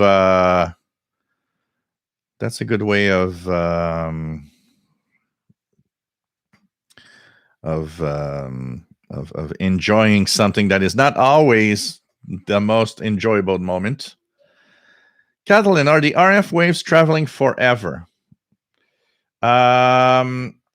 So what happens on shortwave is that the RF waves will actually attenuate when they get a reach of. So there's a few things that happen with RF waves. So when you broadcast on a frequency, first of all, the energy of the radio wave that's sent out, every time that the distance is doubled, the power is 4 times less. So it actually drops quite fast. So there's that attenuation that happens over time, over distance. And then on shortwave, there's the attenuation that will actually stop that signal from propagating, where it reaches a point where it's not, it can't propagate because of the maximum usable frequency not being right. So say you're broadcasting on 15 megahertz towards, I don't know, towards the east. What's going to happen is, as long as you're in a daytime path that can help that propagation, that signal from propagating, it will attenuate. Like I said, every time you double the distance, it will be 4 times weaker. But it continues like that. And actually, it can make it all the way around the Earth. That's why sometimes when you hear a broadcast and it has an echo, very often is because you're hearing direct, and you're hearing also the signal making it the other way around the Earth, and you hear that echo. So in some cases it can, and of course, when it does go around the Earth, what's going to happen is that because it attenuates all the time, it usually doesn't go. It's still there. The second, let's say that it does another turn, it's still going to be there, but now it's going to make so much of a distance that it's probably going to be too weak for you to actually hear it. Because the energy of that signal doesn't disappear magically. It's just that as you go further away, it gets really weak. Just look at the Voyager spacecrafts that are so far away outside of our solar system. Signal's still there. It's extremely weak now because of that loss of power that you get with distance. But signal is still there. It's just that at one point it gets weak to a point where your best receiver and antenna cannot anymore detect it. So that's pretty much what happens. And on shortwave, like I said, if you send a signal east, so right now, for example, it's nice here. I send a signal east. It's going to propagate as long as there's some daytime pad on 15 megahertz. It's going to reach a nighttime pad. There is going to attenuate real fast because it doesn't have the maximum usable frequency required to continue propagating. So it's just going to stop, and it's going to stop there. So it's very interesting. Radio waves and the way that they propagate and everything is very, very interesting. But in a line of sight VHF signal, if you have nothing interfering with it, the only attenuation that you get is it gets 4 times weaker every time you double the distance. Now, do look at one thing that's interesting here. Doubling the distance means that it actually gets weaker slower as we go ahead. So, from 1 meter to 2 meters, it's 4 times weaker. But then it takes from 2 meters to 4 meters to get 4 times weaker. And then it's from 4 meters to 8 meters to get 4 times weaker, which means the bigger the distance, the slower that attenuation gets, if you understand. So it can actually make a pretty big distance if you have enough power, you can make a really big distance in a line of sight on a VHF signal, for example, with nothing that can interfere with it, because there's so many things that interfere with the radio signal. You can make a surprising distance and still be heard on modest equipment. And that's an example. An example is satellites, amateur satellites.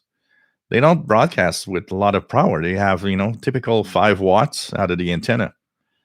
And you hear them down here. And typically you'll be a few hundred kilometers from the satellite, if not more. When the satellite's down in the horizon and you're hearing that signal, that satellite is now a couple of 1,000 miles away. You're still hearing that signal.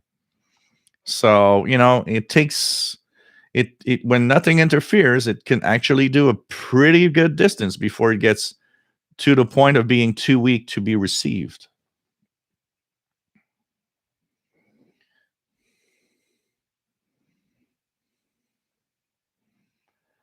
What else do we have? Tremelli, Mr. Bell, is WWV 25,000 existent today? That one only works a part-time. It's that 25 megahertz usually is a winter one for me. Nothing on 25. Nothing on 20. We got 15. We've got 10. 5 is too low for it to be. Let's try the CHU. We've got 3330.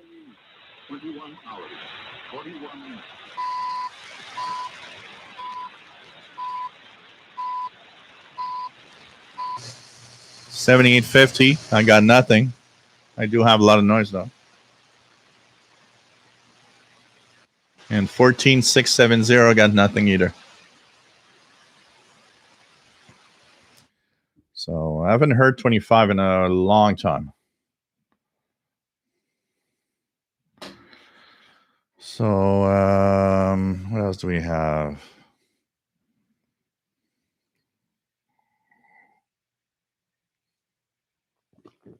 What else do we have?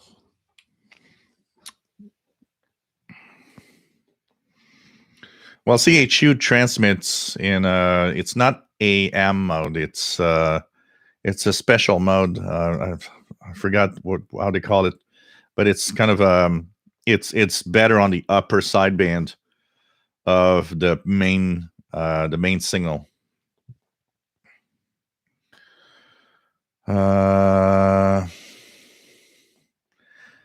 Well, technically, when let's say we put ourselves in space, okay? What do you hear of shortwave in space? What you will hear is when the maximum usable frequency isn't actually sustaining the signal. An example: in the middle of the night, over Colorado, I would think that there's a possibility that, for example, WWV 25, 20, and 15 megahertz might make it. Why? Because the maximum usable frequency is so low that those signals go into space rather than bouncing around. But if you're in space and that signal bounces off the ionosphere, it technically will not be heard above in the space because it bounced back here. The ionosphere bounced the energy back. So technically that means it's not heard in space anymore. But anything that is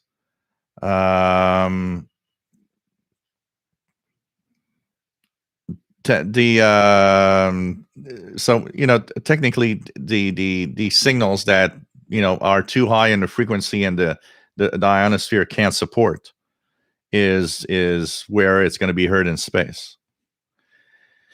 The export, yeah, well, I don't think you can do that. You heard something else. The export, I think the ICOM ICR30 does not get the subcarrier audio.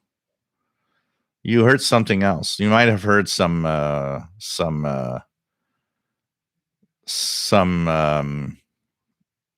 type of communication coming through it, because it doesn't really work. I do have a subcarrier portable radio here that does that. It's designed to do that, actually. Take care, Tom DXer. Stay safe. Happy Easter. Kathleen is hearing CQ contest from Italy on 3790 there in Germany. That also is true. Like David says, every reflection off the ionosphere and off the ground, there's a loss of signal every time there's a bounce. Absolutely. So it gets at. What is interesting is that when conditions are perfect, it's amazing how well a signal can still be received so far away.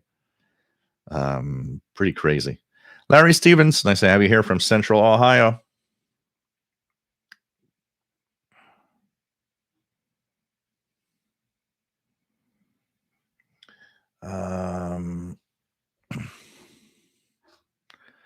Nope, it's not 9 times. When you double, it's 4 times. I went to I went to college in applied sciences and read so much about radio waves. So it's 4 times weaker as you double the distance, not 9 times.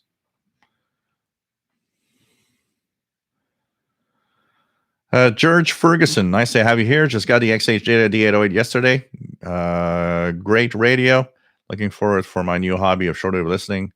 Great YouTube channel. Keep up the great work. Thank you. And have fun and tune around and have fun trying everything, going everywhere. Even if you don't hear nothing on the frequency range, go back at different times of the day, go back at, that's how you're going to have fun for sure.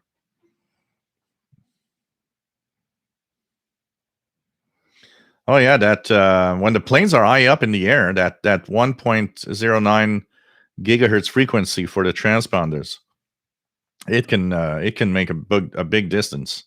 The times that I've played around with it with a very crappy little antenna, I can tell you that I could see some of the planes from the over the state of New York and Vermont at times. It was crazy. Canadian radio TV guy, 25 megahertz, the best in the summertime here in the West. Yeah, here I'd say 25 megahertz if I hear it. The best time is, I mean, it can be heard anytime. Depends, sometimes there's that weird propagation or whatever. It's what's interesting is, here in general, it's no like maybe October to March. Like now April, it's kind of a transition zone. It's not impossible, but as we're going into summer, it's less likely that I'll hear 25, and that's always been something I've noticed. An example also, 10-meter band. When there's a lot of solar activity, 10-meter band is open all the time, but I will hear much more activity from Europe in the winter than I will in the summer for some reason. There's kind of a pattern shift in the way propagation works that is kind of weird, that I don't fully understand.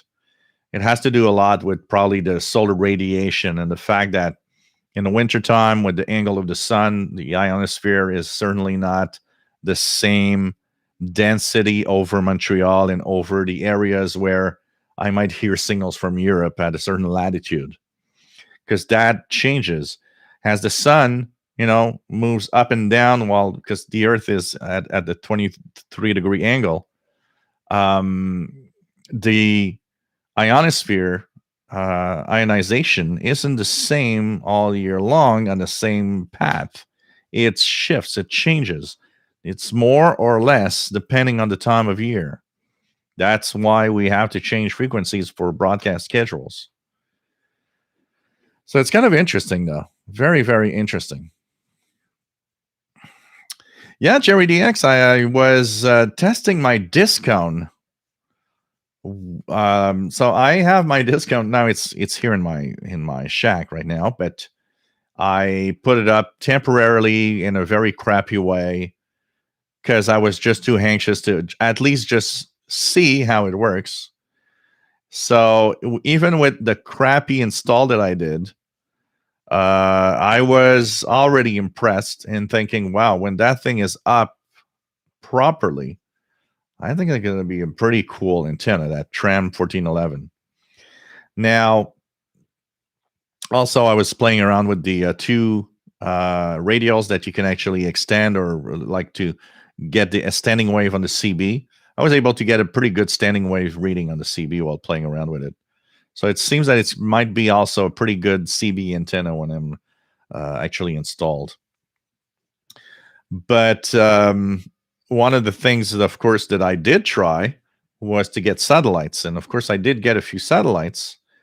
I got a couple of the XW ones that had single sideband signals with decent signals, actually. And the passes weren't very good, too. So it gave me hope that, wow, that might be a pretty good antenna, actually. But I tried AO92, which had a pretty decent pass. It was like 40 some degrees, which usually is more than enough to give me a good signal for FM activity. And it was silent. And I actually tried AO95 also, and silent. And I was like, what? There's nothing. There's no activity. What's happening? So because I heard the other satellites, I thought it can't be the antenna. It must be that the satellites are off or not working for now. Jamali, Mr. Bale, sure you got 10, 15, but is it WWV or WWVH? Well, 10 has to be WWV because 10 to Hawaii, I don't think at this time. 15, it's a possibility. 15, if I put 15, let's check it out here. Do we hear a woman's voice? I know that the dominating signal has to be is WWV, but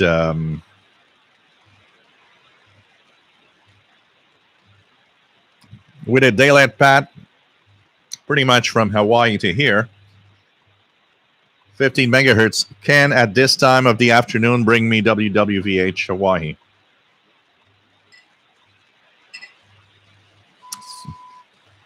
That's definitely WWV, but it's getting weaker now.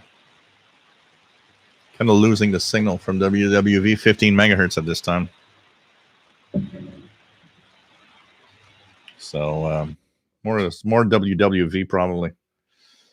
What else do we have?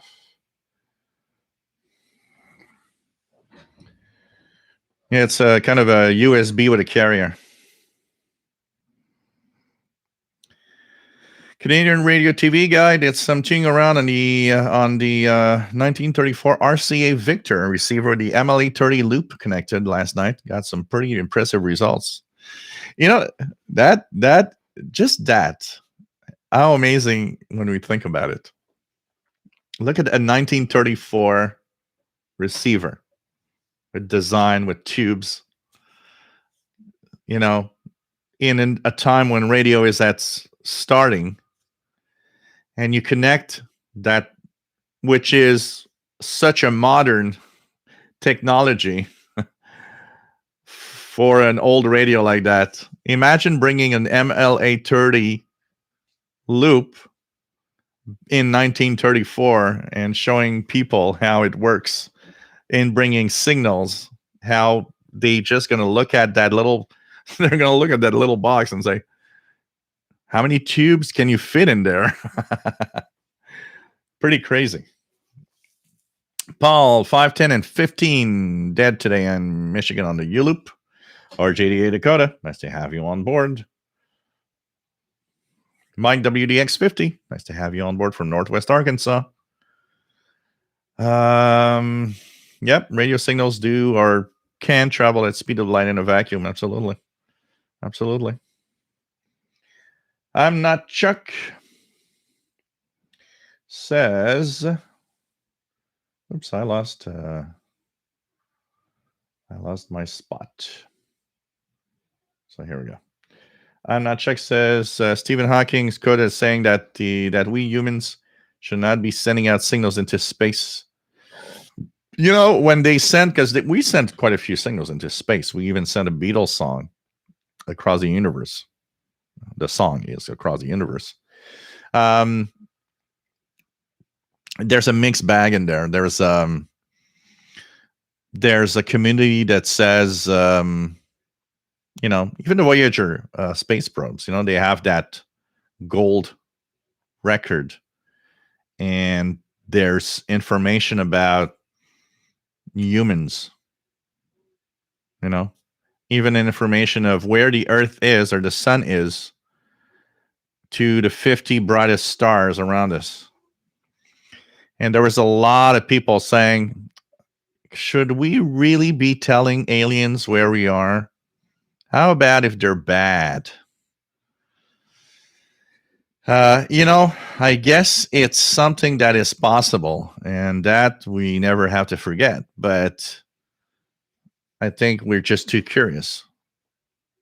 How cool would it be to know that aliens exist?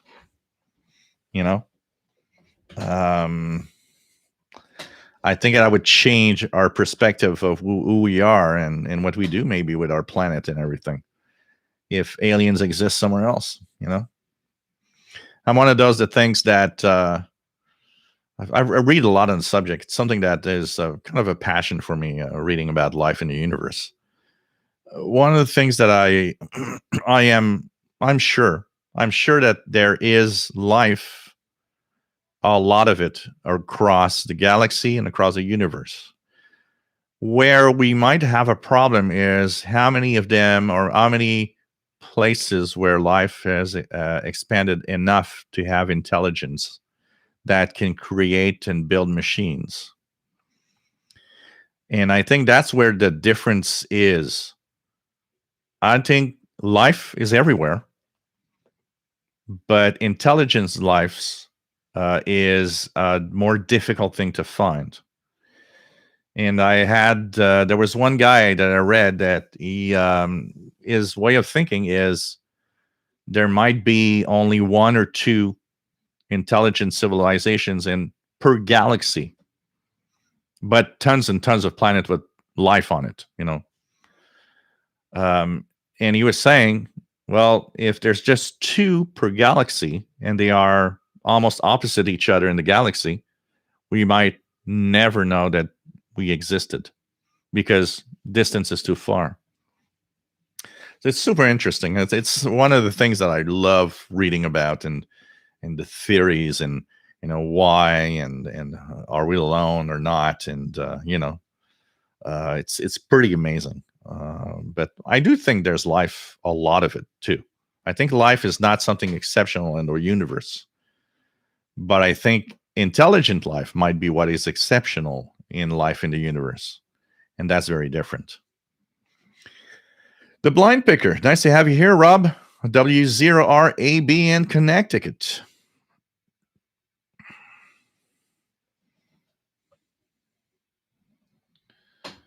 Meters per second. Oh man, it's something like 297. It's like in kilometers. It's like when we do the kilohertz. So one thing here, that to have the meter band, you divide roughly, because it's not that when I'm going to say it here, it's not precise. There's a more precise number. But in general, we say, so for example, 15 megahertz WWV. What's the meter band? Well, it's 300 divided by the frequency in megahertz. And so that's how you're going to. So for example, 10 megahertz is an easy number to choose. So 300 divided by 10 megahertz for WWV gives 30 meters. That's why we call it the 30 meter band on 10100, because we're close to 30 meters in wavelength. That 300 number is the speed of light. Actually, it's the speed of light in kilometers per second. So we use that 300 number because it's related to the speed of light, actually.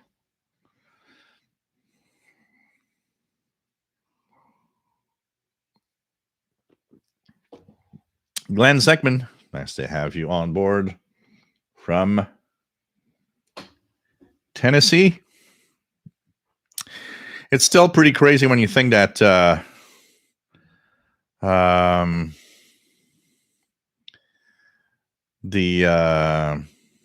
I'm going to check it out, the export, just out of curiosity, for sure. It's crazy when you think that the sun takes 8 minutes. The light from the sun takes 8 minutes to get here. Pretty crazy. Take care, Tristan. Stay safe. Happy Easter. Yeah, the export. I'll try it. I'll compare it with my SCA receiver here. Oh, man.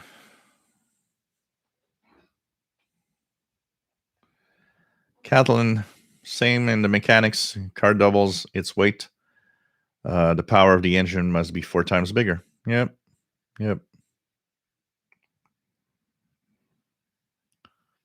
Trembelli, Mr. Bell, when you're talking about the DSB reflecting, it's like VHF, UHF signals reflecting off of objects.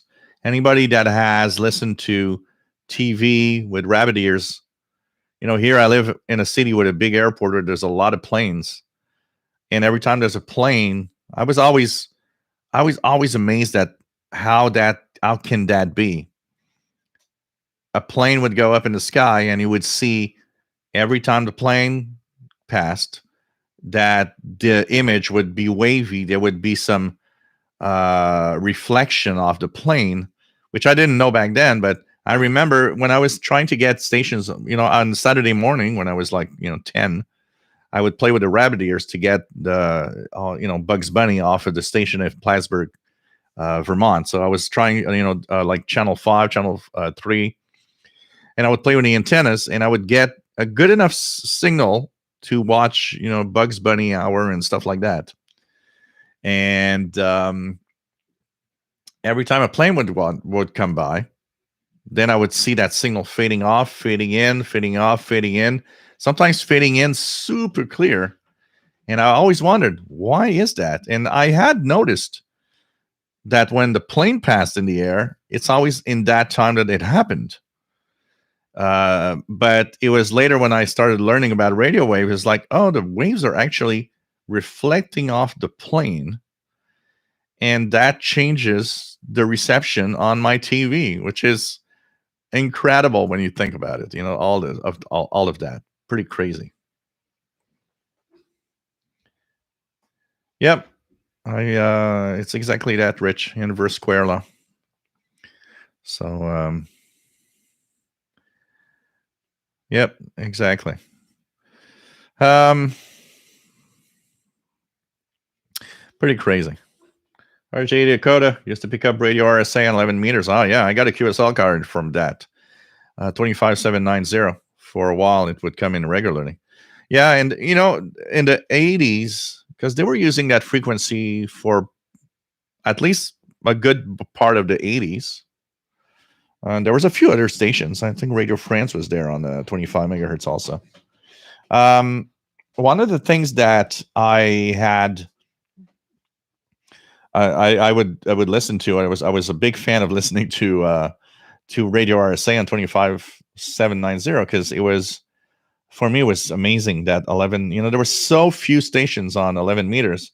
It was kind of cool to have something on 11 meters, and they were coming in quite well too up here in Montreal. And I was getting a big kick out of, I think every morning that I would actually, because it was in the morning here around 14:15 UTC, which is 10 a.m., 11 a.m. local. I would try it every day when I was available to see if it was coming in. I got a QSL card with 25790 on it, which is pretty cool. Yeah, well, every living thing kind of transmits some waves at very low frequencies. KC9KUH, nice to have you here. Call Icon, nice to have you on board.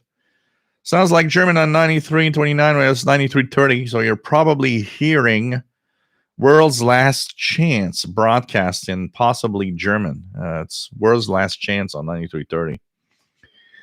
I wonder if they're getting that thing fixed. John Procato, nice to have you on board. Happy Easter. And he's got his ICOM R71, I would guess, up and running. Shopping for a shortwave receiver from the 1920s. Wow. He wants a radio from each decade. Oh, that's cool. That's cool. So it's pretty cool. Yeah, same thing at the Mobile Armored Strike Command. Same thing at the clocks for CHU here in Canada. They are cesium clocks. And actually, they derive not just the time off of it, but they also use that cesium-133 for the precision of their frequency of the transmitter also. Pretty crazy.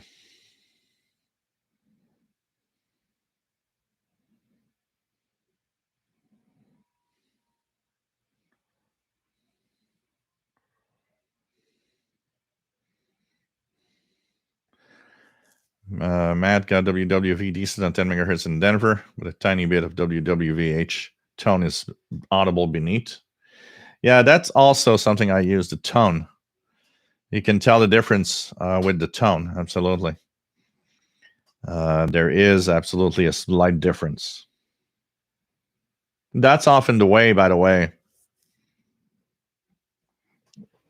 Oh yeah, but I'm not talking about the fact that a loop antenna is a special antenna for 1930, because I know that they were already designed. I'm talking more of the amplified loop with transistorized circuit, or with probably a chip in it or something, which is such a modern way of doing it compared to an old receiver. It's pretty crazy.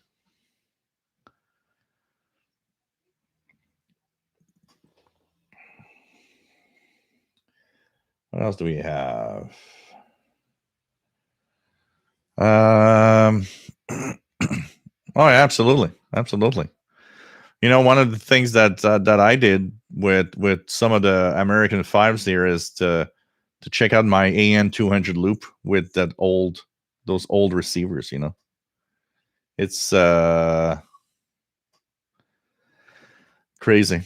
Catalan. So the universe is song by the Beatles is theoretically traveling.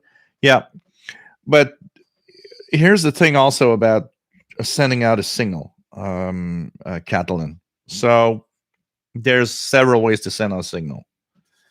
An example, FM broadcast on the air, which is sent like crazy everywhere,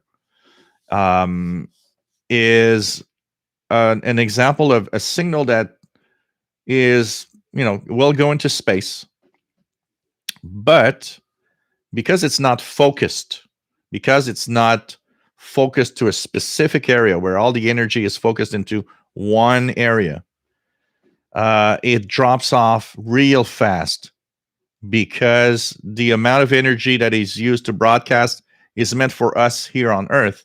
It's not designed to be received up there. So there's only a fraction of that power used that is already in space. So that will drop off real fast and not be heard a lot. So what they do, like when they sent out that signal, which is that song, which was Across the Universe by the Beatles, it was sent, if I'm not mistaken, it was sent in the general vicinity of the Big Dipper.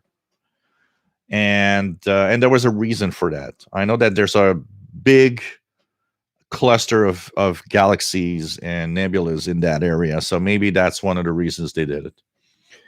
But the difference in there is that it was extremely powerful and very, very focused.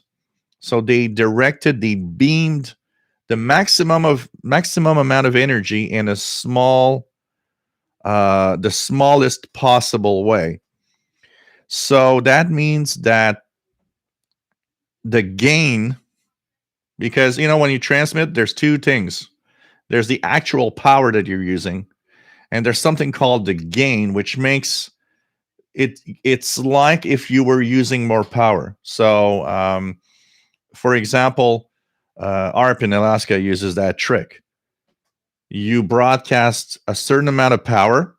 You're using 1 million watts, but by design of the way the antennas are done, it gives the impression that you're sending 10 million watts rather than 1 million watts.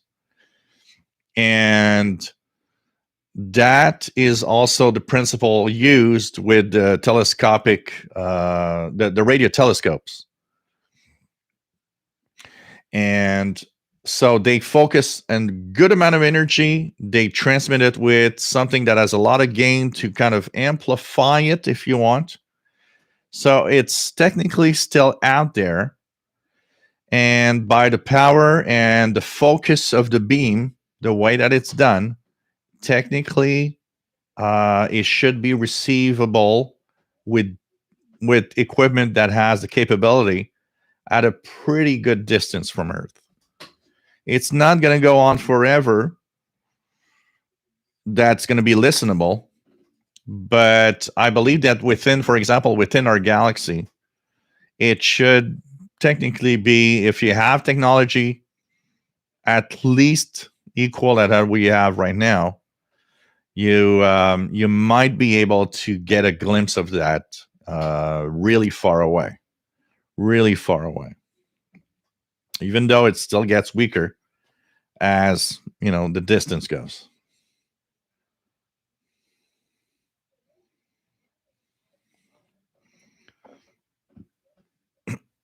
Yeah, carnivores. Yeah, who knows?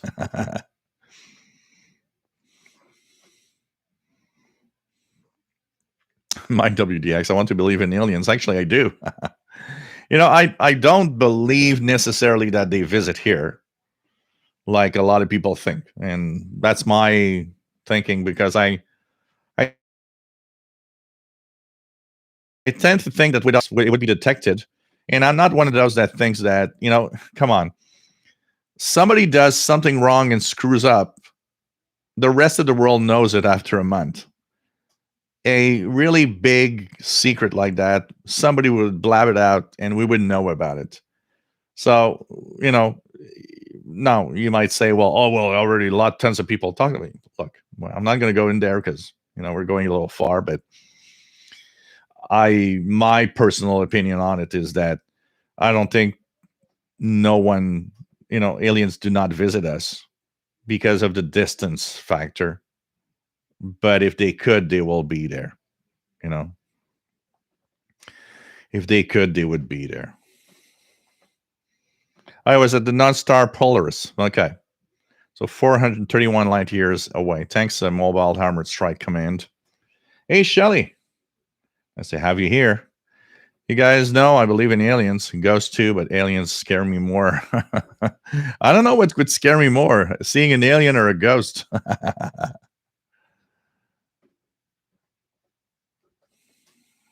Dalmich says, of course there are others out there. They are just more intelligent. When they look at Earth, they say, leave that one alone. They are bad to the bone. Yeah. That could be. They're looking at us and they're like, oh, that's the crazy planet of our galaxy. Do not go there.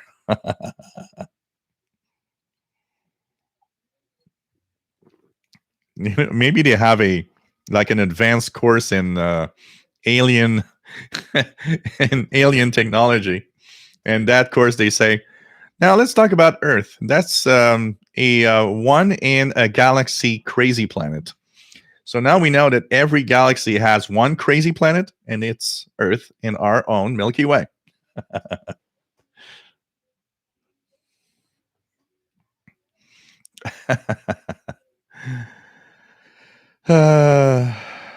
What's funny is the Area 51. There's a lot of talk about that place, and it's just, it's funny because the things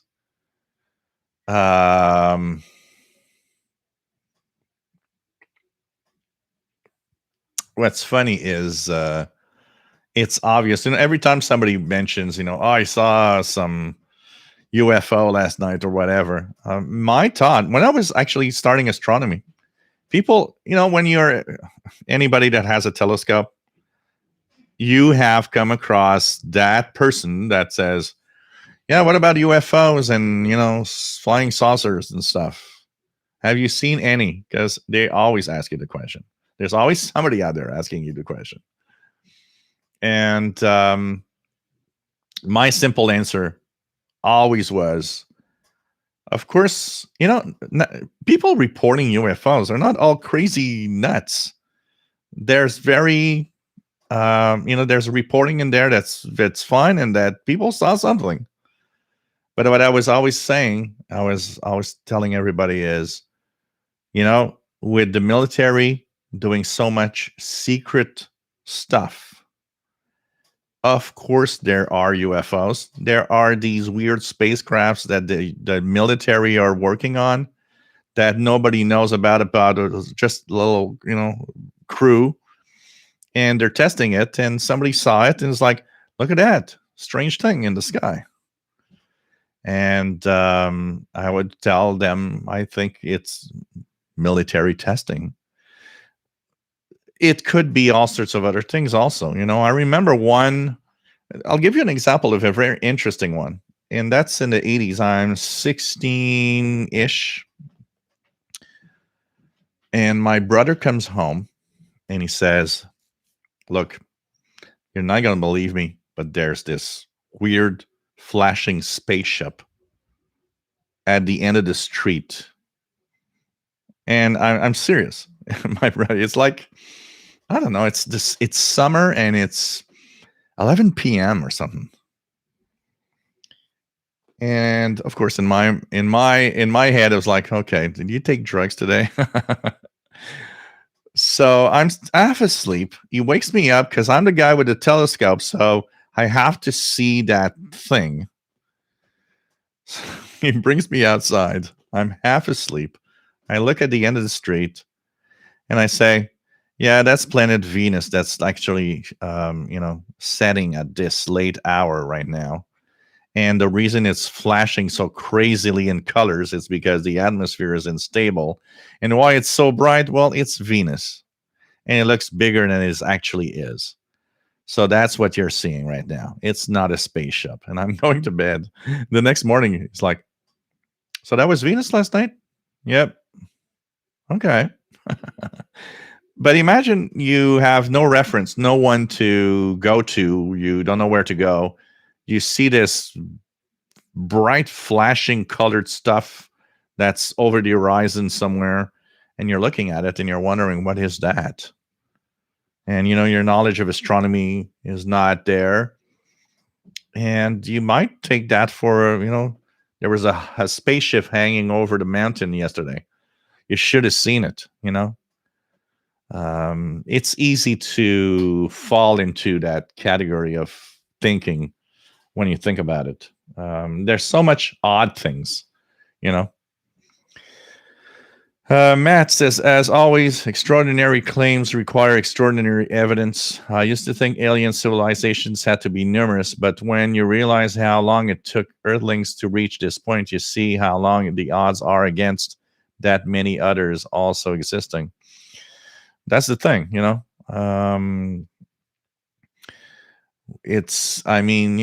universe is 13.7 billion years. That's crazy. And 13.7 billion years, that's the time it took for us to have a guy from Canada doing a stream over the internet, a worldwide network that we see on computers and TVs. It took 13.7 billion years for this technology, and I'll put it very bluntly. It's complex, but at the same time, if our knowledge goes forward in 1,000 years, how simple and archaic we look like dinosaurs with technology 1,000 years from now. So we're just starting. We are just starting. And that's the crazy part here, is we really just are starting. Now, it's possible that some civilizations, were able to get up sooner. There could be somewhere that instead of 13 billion years, it took 6 billion years, which means they would be much more advanced than we are, that's for sure. And then there's always that side of, did they survive? How many of them maybe existed that were intelligent, and they just look at us. I mean, how close did we come to just killing everybody on planet in the past 100 years? Well, there could be some out there that actually, instead of being close, actually did it. They killed themselves with bombs and stuff. So, there's that you got to think. There's so many factors and so many things that just, make you wonder how many civilizations are out there, were out there, and don't exist anymore, maybe. And how many are as advanced as us or more? And how far are they? And that is the big factor. Unless you're capable of doing something that teleports you from this galaxy to the next one with extraordinary knowledge, There are billions of galaxies.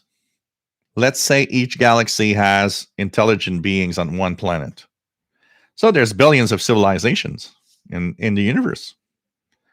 But we're each in our own galaxy that is millions of light years between each. We might never know other life forms existed ever, because it's just too far of a distance. Who knows? 22 UTC now. Yes, 2220 actually.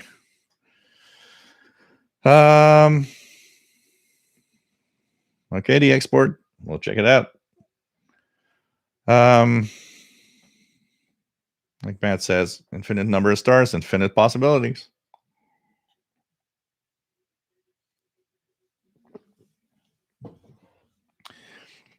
I think we got to take our loss. As you're talking about the, because of course the rule is right now that we can't go faster than light. Where we've got to open our mind is, we're at the beginning of our knowledge of real knowledge of science. So we don't know how weird things can be in the future with the science. And who knows, maybe that rule can be broken in some circumstances for some reason if you do something.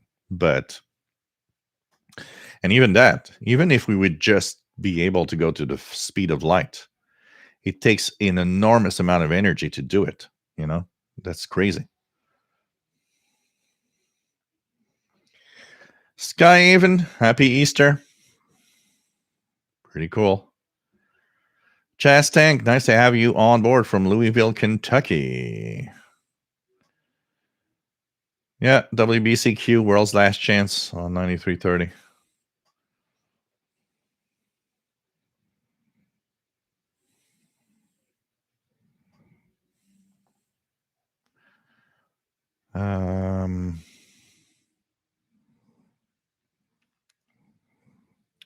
Yeah, the export WPTC channel 5. I would get that was the main channel where I was getting my my cartoons on Saturday morning. My mom was always telling me, "Don't do that with the TV, you're gonna break it."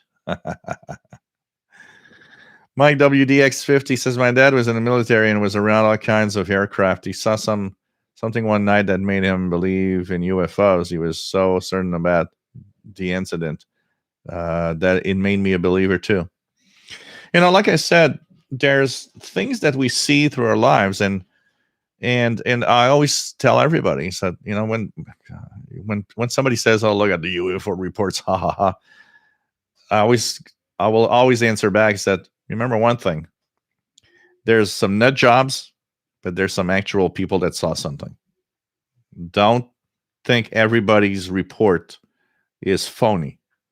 There are some real reports of people seeing something they can't explain, and they reported it. It's not just nut jobs reporting UFOs. There's a lot of more to that. After that is to understand, what did you see after, So,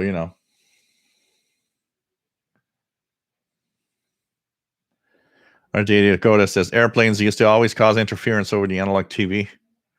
Yep. Oh yeah, 25790 was really good. It's like 10 meters. When the HF bands, the higher you go, the clearer a low power transmission is when propagation is good. So, Joseph Newsouth says alternate your radio used to be parked somewhere near 20 megahertz for decades. Yeah, probably a 13-meter band.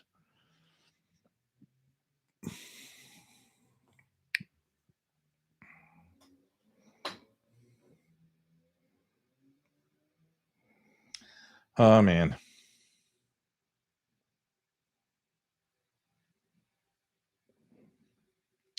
What else do we have? Let's check it out here.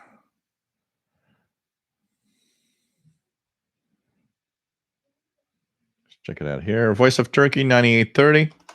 Let's see how good it comes in here. AM signal. Yep. Voice of Turkey with some music. Voice of Turkey 9830. That's their summer A21 frequency.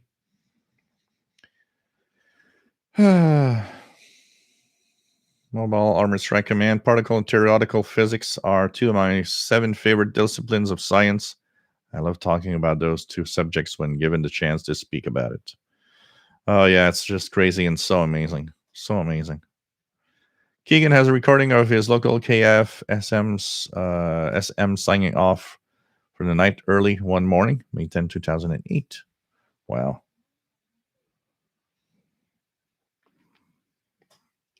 It's pretty... Paul, Zenith black and white TV in the early 70s with mechanical remote. Oh, man, when plays flow over, the channels would change. Oh, man. Crazy. Yeah, effective or equivalent isotropical radiative power. Stacks, what are the odds of intergalactic DXers are tuned to the right frequencies at just the right moment to hear one-off transmissions? So the logic behind the transmission, MSTAX, is that it was broadcast over the hydrogen resonant frequency, which is somewhere around 1420 megahertz. So around 1.4 gigahertz, there's a actual increase of noise, if you want, which comes from the hydrogen items. And what happens is that the logic behind the transmission is let's send it there because aliens know that that's the most abundant element in the universe. So they will naturally think if we have to listen to something from other galaxies or other civilization, they're all going to use that frequency because that's where it's logical to listen. We all understand that that's the frequency of hydrogen atoms. Is that a good way of thinking? Maybe. I don't know. You know, how aliens think? I don't know. Maybe they have different ways of thinking and they think different things for frequencies to listen to. But their idea is that that should be where to listen to. And that alien civilizations wanting to know if somebody exists out there will actually focus there. And actually, anybody that had participated in the search for a SETI, for the SETI experiments, you could SETI at home on your PC with the software that would analyze. They were scanning the frequency of the hydrogen atom resonance. That's where we were actually looking in the sky because we are as a civilization now, we think that's where somebody would send a signal if they wanted to communicate with somebody else. Because of it's for us, it's logic that must be the frequency to use. And that should be logic for other intelligent civilization also. And so that's how it is. What are the chances? What are the odds? The odds have a lot to do with so many things, including how many civilizations exist in that vicinity that might have the possibility to, or the technology to hear a signal. It's the other thing. Pretty crazy. Pretty crazy. Dmitry Lavrinovich, nice to have you here. Actually, Elon Musk, Kevin says, Elon Musk does not seem scary to me, just wicked smart. Actually, for me, Elon Musk is a little crazy but at the same time, and he just goes on and tries everything. You have to be a little crazy to do everything that he does. That I think is fundamental. When you look at all he does, what he all was able to create and build with his empire, you have to be a little nuts on in some way. TV Radio 1972. Nice to have you here. Got the Aethon Elite Mini this week. Not a DX machine, but the shortwave works. Just don't attach the wire to it. No, it works okay. Just use it as it is. It works fine, and it's not a bad radio. It receives and it's decent, but yeah, you don't attach a wire antenna on that thing for sure. For sure.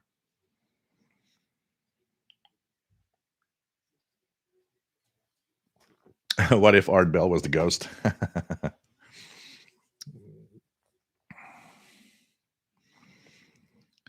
Brian Penny, nice to have you on board from Massachusetts in the middle of yet another episode of Ancient Aliens.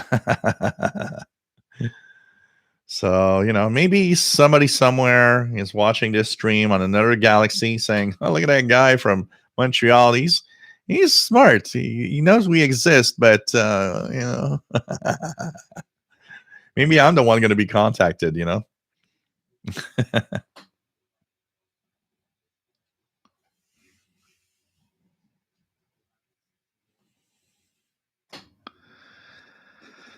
Anything can happen, Trembali, Mr. Bell.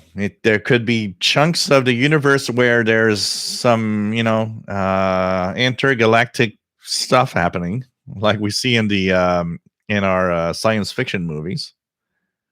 Maybe we're alone in our part. I don't know. It's it's crazy. It's crazy.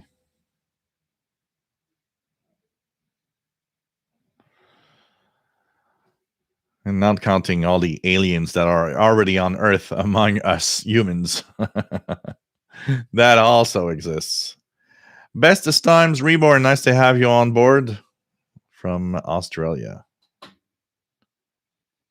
Yeah, it simply implies that it's an unidentified flying object, UFO.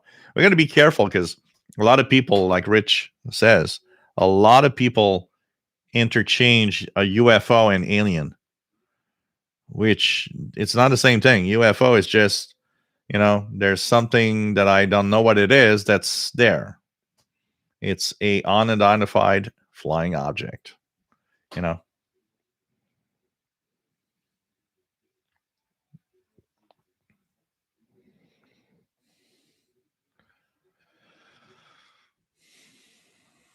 There's so much happening, Mike, WDX50. Maybe the aliens are not just, Yeah, absolutely, Mikey Dollage. Venus is so bright. I mean, I've seen Venus. I've seen Venus that time, and I've seen Venus a few times. Very low in the horizon, unstable atmosphere. There's this big, bright, colorful thing there. It's crazy.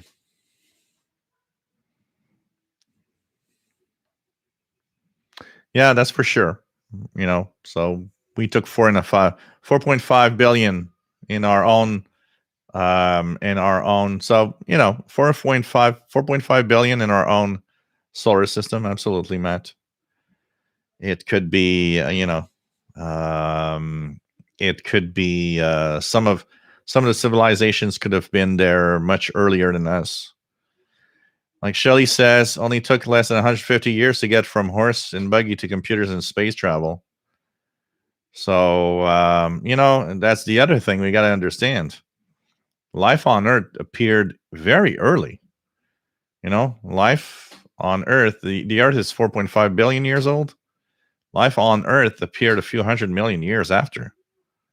And so that is interesting because it lets us see that, well, life is easy to get by once you got the conditions running. What took time is to have intelligent beings that can build machines like we do. And we haven't been here for that long overall in what the age of the planet is.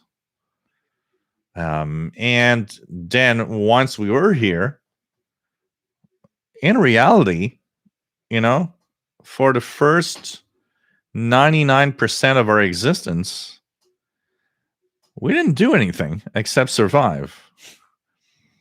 The last 1%, we started dealing with technology and learning and really going ahead. Once we got the few basics that were needed to go ahead, our knowledge is going like this. For a long time, knowledge was pretty much flat in the perspective of humans. But then we got a few basics from some people that were out of, I was reading an article last week about how Einstein, there was an eclipse in 1912. Was it 1912? I think it's 1912. And Einstein had predicted during the eclipse the gravity of the sun is intense enough that it will actually change the shape of its environment, of the universe around it. And stars behind it will not be at the same spot that they should be when we actually look. And tons of astronomers looked at the eclipse because they wondered if they could see that. And indeed, they saw that some of the stars that the light was very, very close to the sun were actually not where they should be. And they understood that his theory of relativity was right. It was saying that gravity changes the shape of the universe. And that, it's 1912. The last couple of 100 years, we had people with brains and reflection. I believe, I won't extend on that, but we would maybe be further away if religion had not interfered, and a lot of unfortunate religion moments, prevented some from actually really going forward with what was happening for real, and which has a lot to do with power anyways.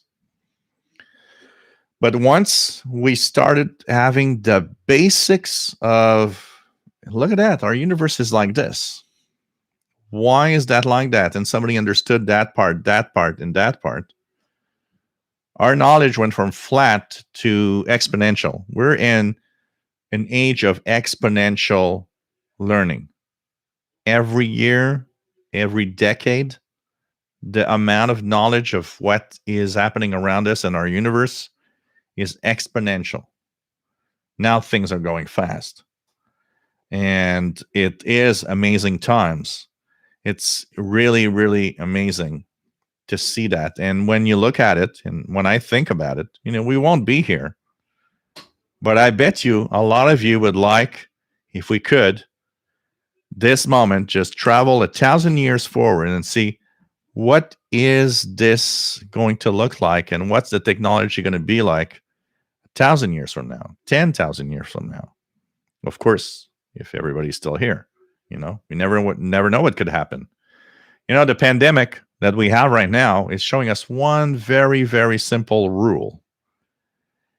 We're intelligent and we can do a lot of stuff, but life around us can also make it rough. And if, COVID would have been a killer disease, we could be wiped out in an instant. So we got to think about that. And that also means part of our knowledge needs to go into the medical field, a lot of it, to make sure that some, pandemic 300 years from now does not wipe out the entire population. That's also something we got to think about. Maybe we don't kill ourselves, with bombs and anything, but maybe some really intelligent civilization got killed by some bacteria or some life form, before, and they're not there anymore, and they were super intelligent, but they couldn't react fast enough to whatever was happening on their own planet. It's pretty crazy.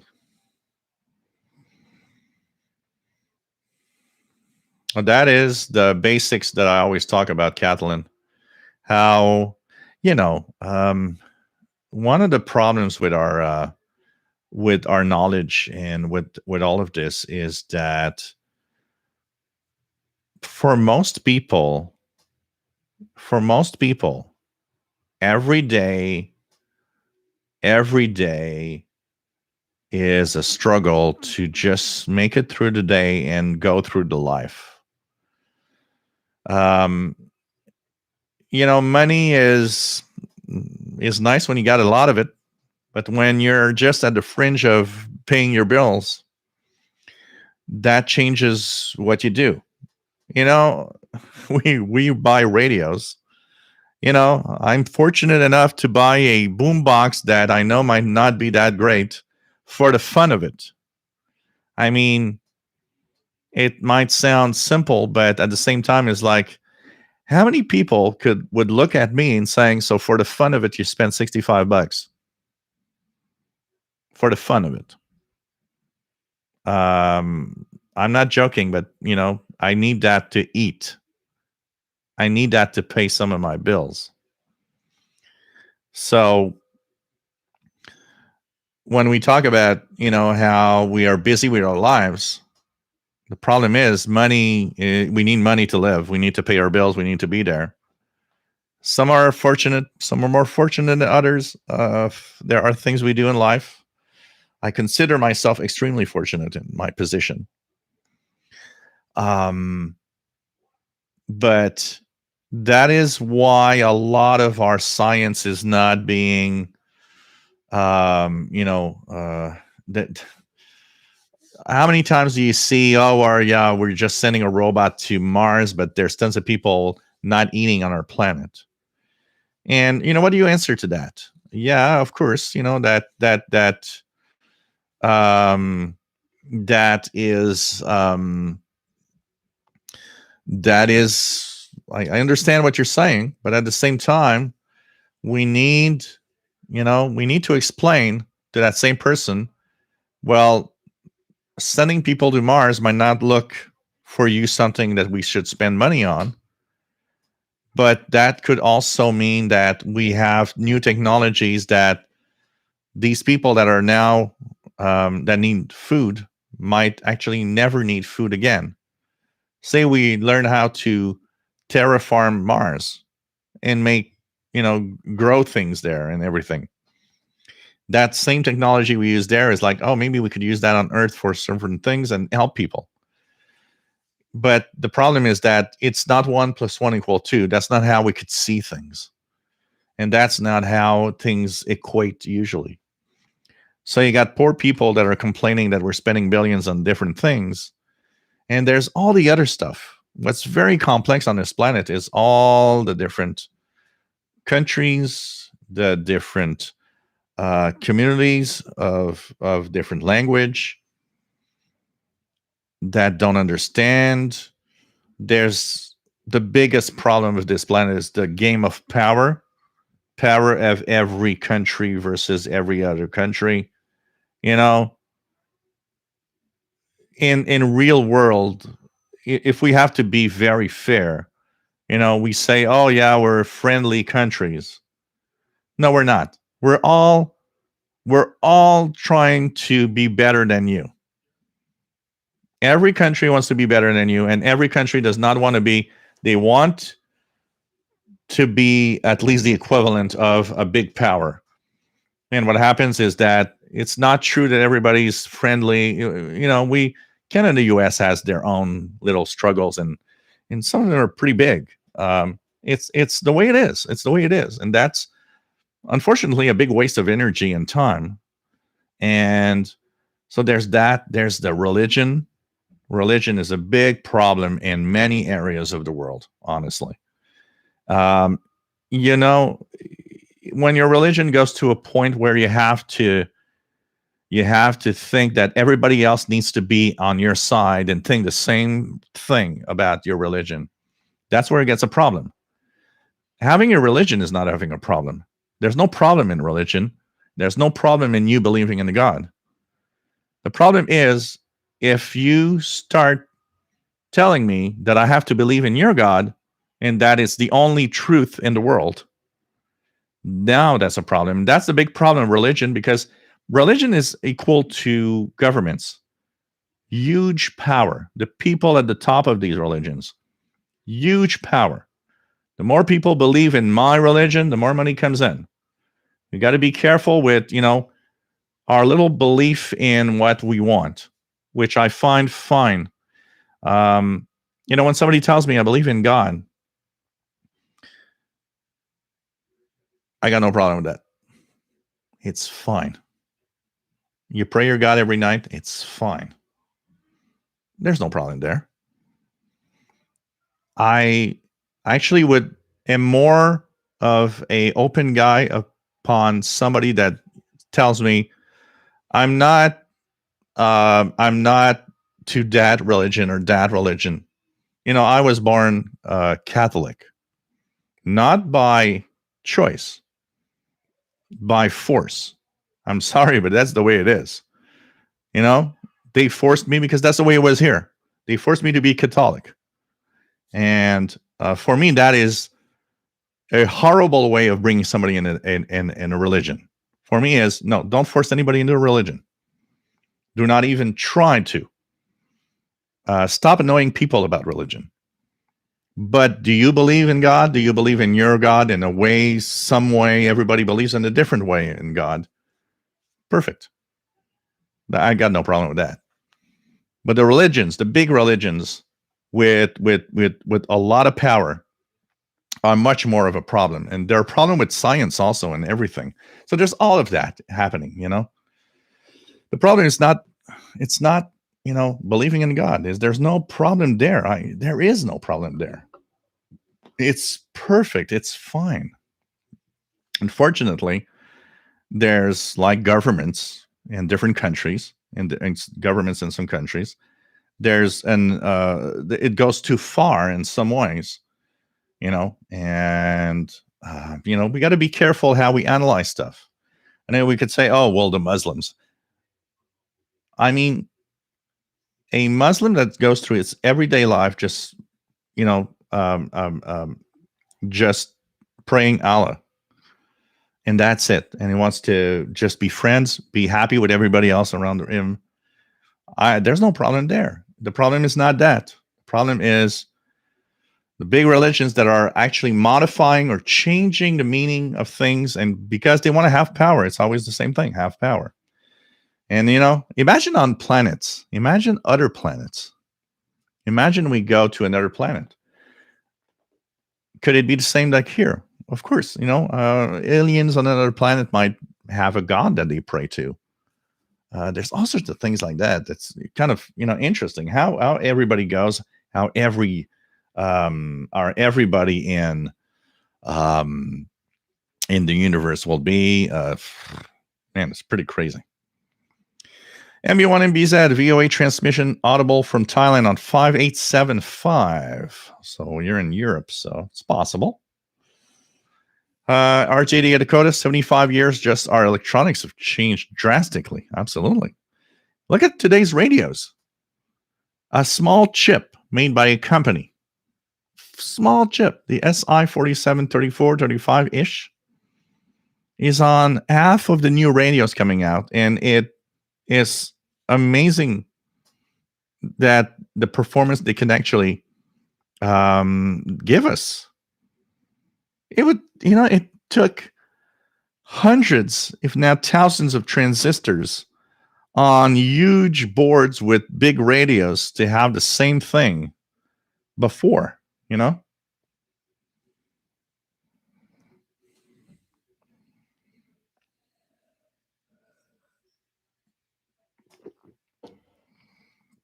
It's pretty crazy. Hey, Jay Gilbert. Nice to have you on board. Thanks for the congrats on 1,600 pounds. 1,600 Facebook members. I'm 1,600 pounds today. Oh, man. Yeah, your voice gets to the speed of light or close to, because it's not in a perfect environment. Oh, man. Deke Sports says we've been watching the same cartoons at the same time. Cool. That's cool.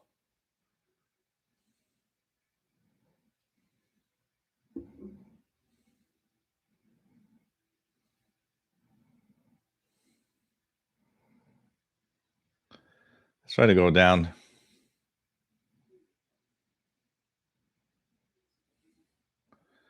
And go as fast as possible.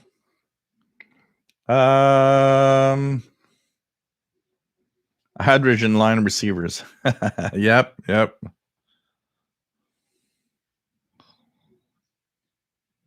know, my logic on that is always been using the hydrogen resonant frequency. My first thought as a radio listener is, well, isn't that a frequency where there's going to be a lot of noise because every hydrogen atoms in the universe broadcasts or resonates there? Isn't that like a big noise creator?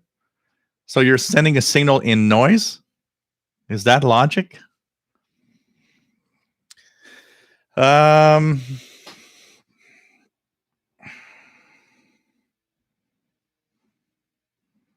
pretty crazy.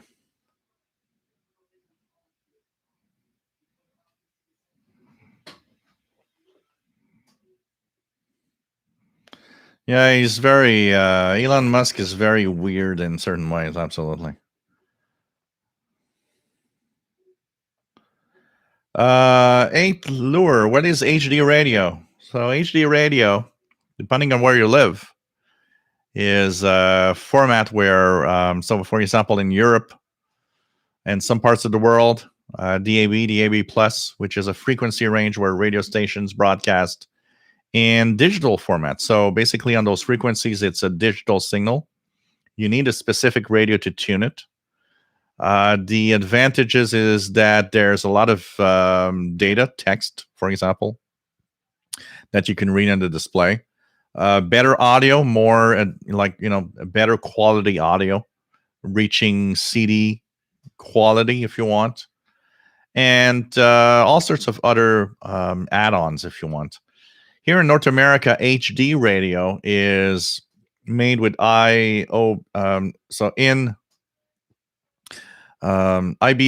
which is in broadcast, which means the same signal is still there, analog, but within that bandwidth, they have included a stream of data that gives you audio and all sorts of other stuff. So, for example, here in Montreal, when I listen to my HD radio, CNGN HDR14, I'll have I'll have several stations on the same stream, which is kind of nice. So, for example, in FM, you will have HD, HD1, HD2, HD3.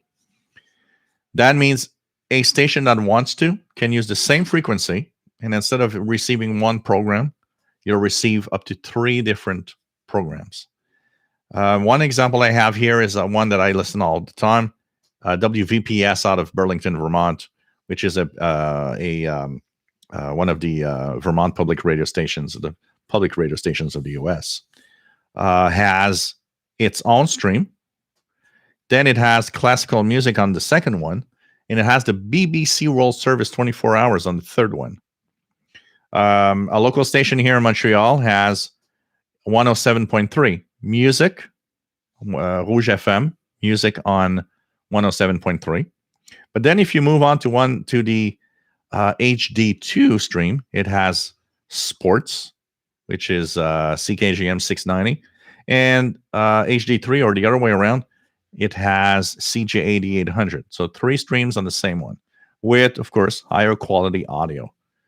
On AM, the interesting part of HD radio is that it's going to bring a lot more quality in the audio. It's basically you go from an analog style AM radio to an FM like, if not more, quality of audio.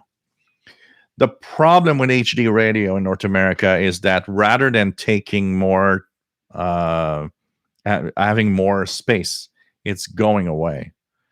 And one of the problems is probably a lot of people don't understand exactly what HD radio is. And I think the companies, the different stations are not using it right. So it gets to a point, like here, one of the biggest things that I've noticed is the AM radio stations that could be doing it, actually that do it, are not even doing it on AM. They're doing it on their FM sister stations instead. But the promise is more audio, quality audio, and more information within the same frequency, for example. Joe Simonis, I will conquer the humans. Well, from what I see, Chimbali, Mr. Bale, I'm going to try to go faster because I'm far behind now. When the Andromeda galaxy crashes into our galaxy, apparently nothing much is going to happen because there's too much space between the stars. So that's the thing. It's every star is going to miss out on everything else because there's just too much space, and that we still have a couple of million years before that happens. Who knows, Kevin? Maybe this is not real. Maybe I'm just an illusion on the internet. I have to be. Oh, God. M stacks. We'll check 1.42. Yeah, it's 1.24. It's 1.42, 1,420 some megahertz. There's an exact frequency. If you look at hydrogen atom frequency, resonant frequency, you'll see it on Google. 1,420 something. So,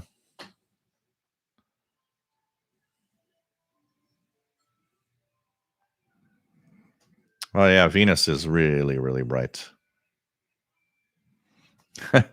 This is Brad and Amarillo. This is the Amarillo. This is the anything goes, talk about whatever stream. Sometimes we go then digress on something else.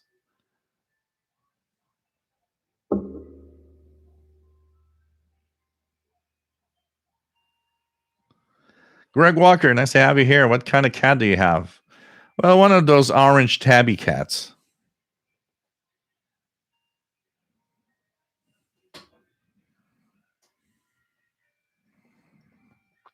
Pretty crazy.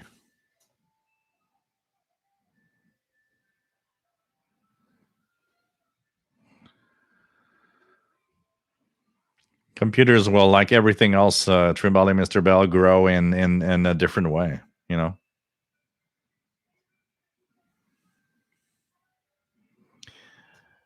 The thing that I would say is that shortwave is a need for a lot of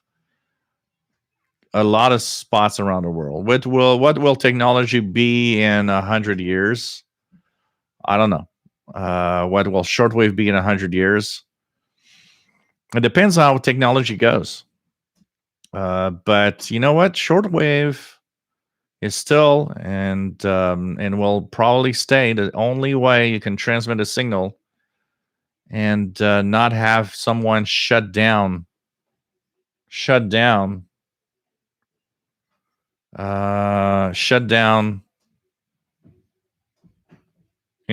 that signal. You can broadcast what you think through shortwave and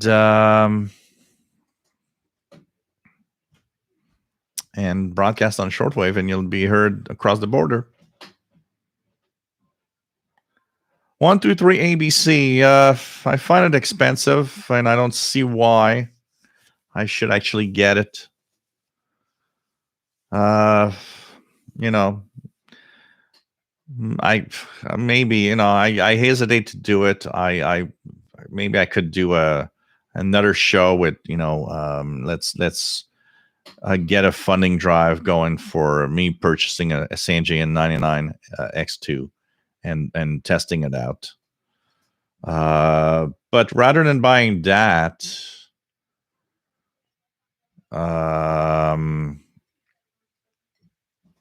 it's, I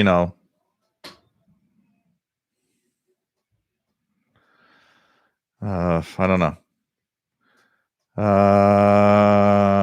Trim Belly, Mr. Bell, people going hungry. We got to be careful. Laziness is not necessarily the reason you're going hungry.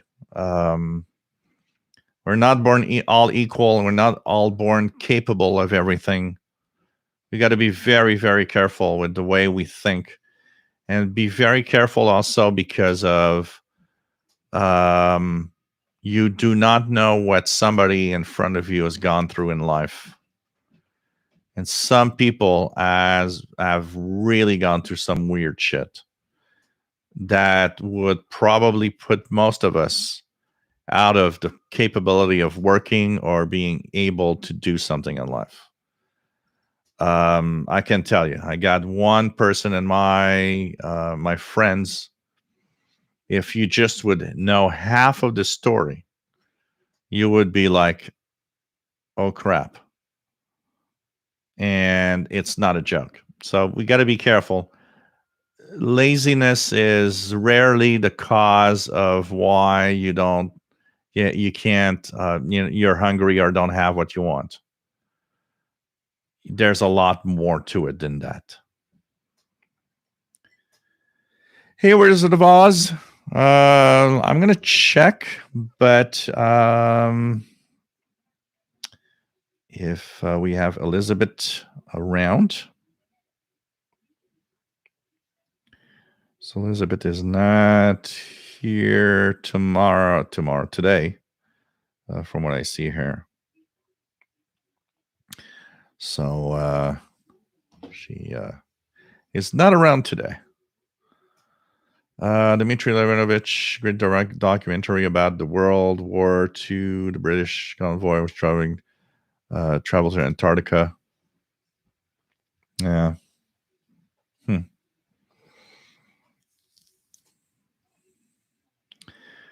James Johnson, terraforming tech would turn deserts into vast farmland. Yep.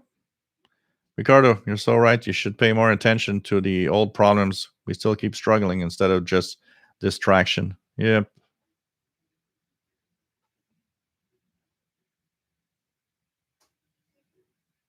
I believe in shortwave.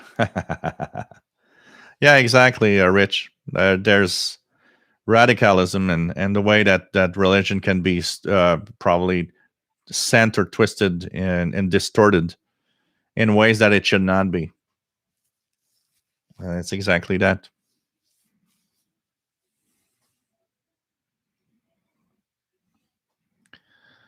Mike, WDX50, most religious people were made to be the same religion as their parents at a young age. Oh, yeah, absolutely. But that's the problem is, I always thought that shouldn't be. You should be, my thinking is you should be 18 years of age to be asked and decide if you want to be in a religion or support a religion, and not before. Mark Schmidt from Maine, nice to have you on board.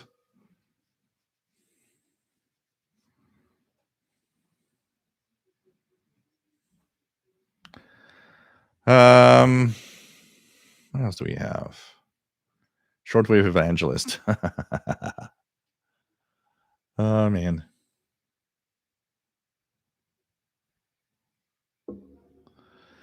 Oh, yeah, shortwave has changed in the last, 30 years? When we look at shortwave, absolutely.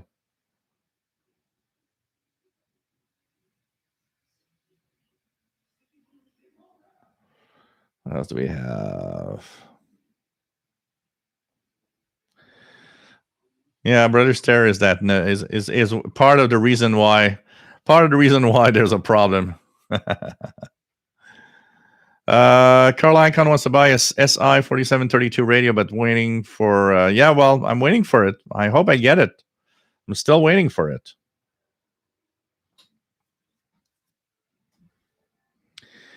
Yeah, well, the worst part, Eighth Viewer, is that you've got as much, if not more, updates in Linux that you do in Windows 10. So that type of comment for me is useless in technology, especially in computers. Linux is fine, Mac is fine, Windows is fine, but none of them are crappy. When somebody just starts a phrase, Windows is crappy, I hate it, all I say is, yeah, well, you go somewhere else. There's always 8 people that are just like, this is the way it is. No. You know what? Linux is fine. Windows is fine. I'm not telling anybody to go to one or the other. But one thing I hate is people that just start with, oh, well, yeah, I'm going to bash on something. And there's no even explanation of it, because your Linux operating system has as much updates and is as vulnerable as Windows, because there's tons of security updates every week for Linux. So that's the way it is. They're all the same and all in the same boat. After that is you like Linux, you like Mac, you like Windows. That's a personal thing. But I'm really tired of seeing comments of people always like, I hate this or I hate that. You hate it, you don't have to share it with the world. Jambali, Mr. Bale, computer CPUs, how we did ever manage to figure out how to get so much out of those? Absolutely. When you start looking at your computer, it's like, yeah, there's a billion transistors in that little chip that is so small, and you're like, oh, man. What made me realize how amazing the CPUs are is when I read a while back. I read an article and they were showing how each link between transistors was like 3 atoms thick. And I'm like, wow, we are at the manufacturing of devices and we can actually choose how many atoms we put in there. It's like, wow, we are at that point. It's amazing. So yeah, shortwave has changed so much. Shortwave and from 82. So next year, I'm going to be at 40 years of shortwave listening. So August of 2022, we'll have to do something special. The 40th anniversary of Gilles' DX100 receiver. We're going to have to think of a special show next year for that. And we'll have to do it in August because it was in August that it happened. Maybe a retro show or something.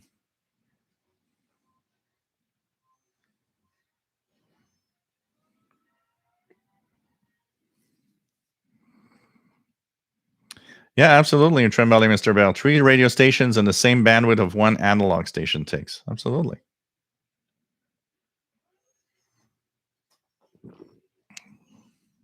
It's pretty crazy.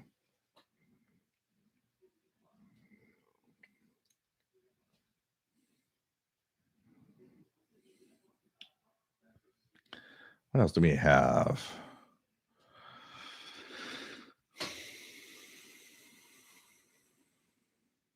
All kinds of tech. Absolutely. We're in a world where, there's so much. Yeah, but Trimbelli, Mr. Bell, they're trying to do it with the most abundant because it's the one that's logically the one we would listen or tune to. Danny, Shortwave Radio DX, nice to have you here in Yonkers, New York.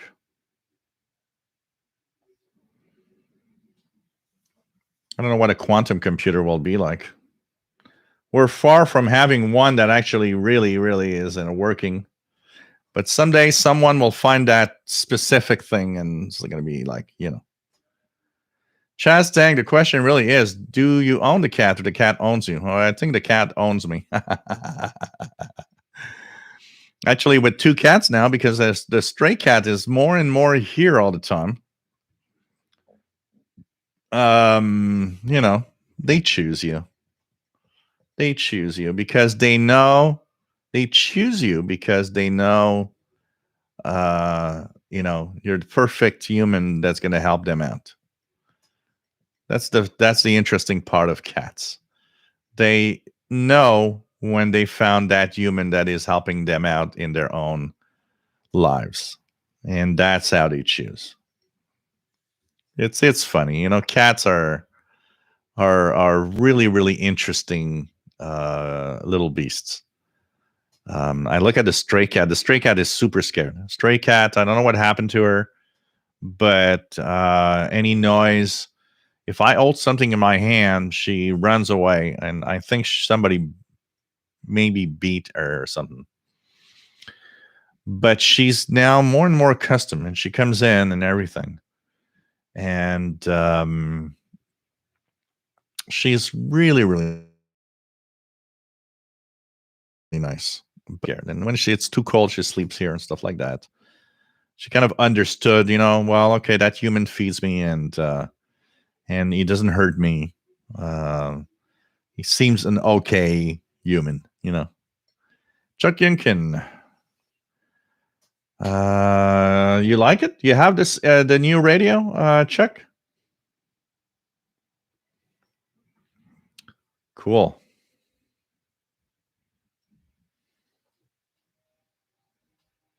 Cool.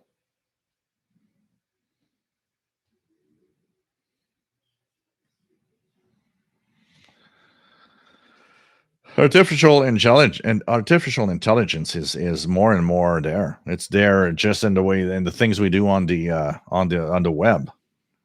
I mean, it's totally there already. Stay safe, Catalan. DE1CTL signing off. Joe says the 909X2 is not so great, minus lots of wine from the LCD. The auto band switching is a joke. Good thing you can turn it off, otherwise it is okay mostly. I have a hard time, and that will be the thing. I would say about the ATS 909X2. I have a hard time believing it can be in any way really better than it could be better than its predecessors, because honestly, although they are fine with an outdoor antenna, the 909X and 909 original are fine with an outdoor antenna. They are nice radios. It can improve. Definitely, the 909X2 can be better than the 909. But that said, what can it really do more than the good receivers out there? That's the other thing where I have a hard time thinking it could really do better. What does it do better? I'm going to read in details the Radio J Allen review. Danny, Shortwave Radio DX. Next purchase is the Go Tech drive for your Amiga 500. Yeah, I need that also. Get the for the Amiga. Actually, I want one for the Amiga, and I saw another one for the Atari 1040 ST. That would be the thing. The problem with the 1040 ST I'm having right now is it looks like when I use it for a while, the video out actually goes bonkers after a certain time, and I have no more no more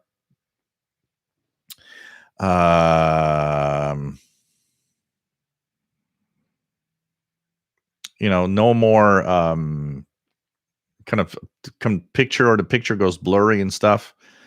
That 1040 ST was found underwater, so there could be some little things happening in there that are not right.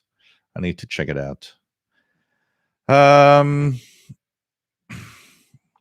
2112, whatever works for you. Yeah, exactly. That's the thing. That I'm not here to change your mind or make you buy something or change your software or change. You're having fun. That's all. Okay. I will give you my opinion, what I like and I don't like. for the sake of if anybody wants to invest in something, they'll know. But apart from that, be happy. Matt, it's true. Nothing is more pointless than complaining about some product. Nobody cares. There are places where people are itching for such an argument. There isn't one of them. Yep, exactly. So I remember August 1982, the exact date. There's really no way for me to know. We had visit that week. It was early August. I wasn't yet going overly crazy that school's starting again. It was definitely early August. Probably, if I had to put my finger on when, I would say first week of August 1982.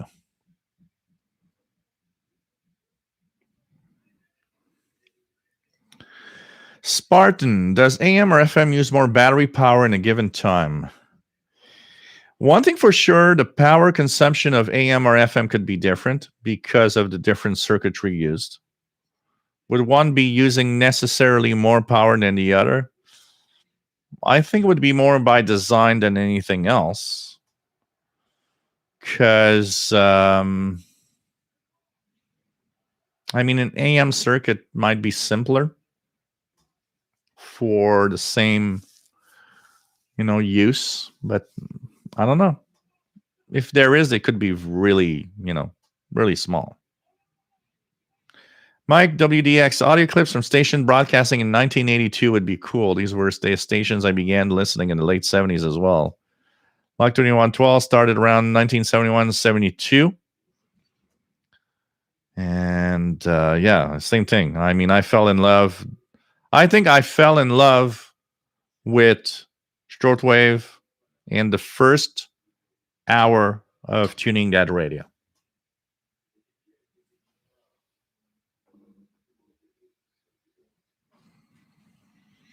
Mickey Delmage, my first shortwave station, August 23rd, 1972, and CIDX was born in 1962. Interesting. There's something there. Aliens must be in here. There's now a pattern of everybody. So everybody started listening with the year ending with a 2. So there must be aliens around. You're going to go and find that little thing here.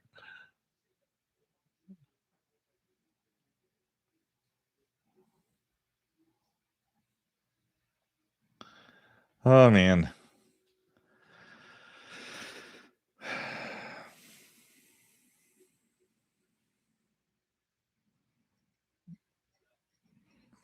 What else do we have? Hey, Tom the Extra is back. Danny, Shortwave Radio DX, first shortwave radio station I ever heard was the BBC. Officially, I heard the BBC probably 1980-ish. But 1982 is definitely the start of all of this. And the reason I'm here today. It's as simple as that. The reason I'm here today is that. One thing for sure, we'll have to set up my DX100. That still works. So, and maybe one of the fun of that special live show next year will be to only listen with the DX100 that night. See how it goes. Hugo Ruiz, nice to have you. Take care. We'll think of something. We'll think of a special show for the 40th anniversary of Gilles starting to listen to shortwave.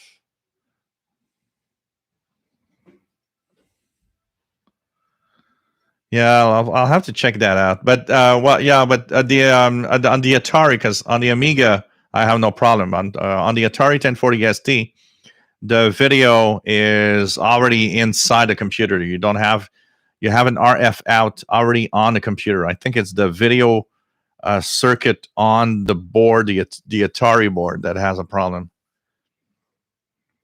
Matt says, if the shortwave receiver I had as a kid was able to hear anything but WWV, I would have fully gotten into shortwave the same time as you, but I couldn't, and I couldn't afford a nicer one. Yeah.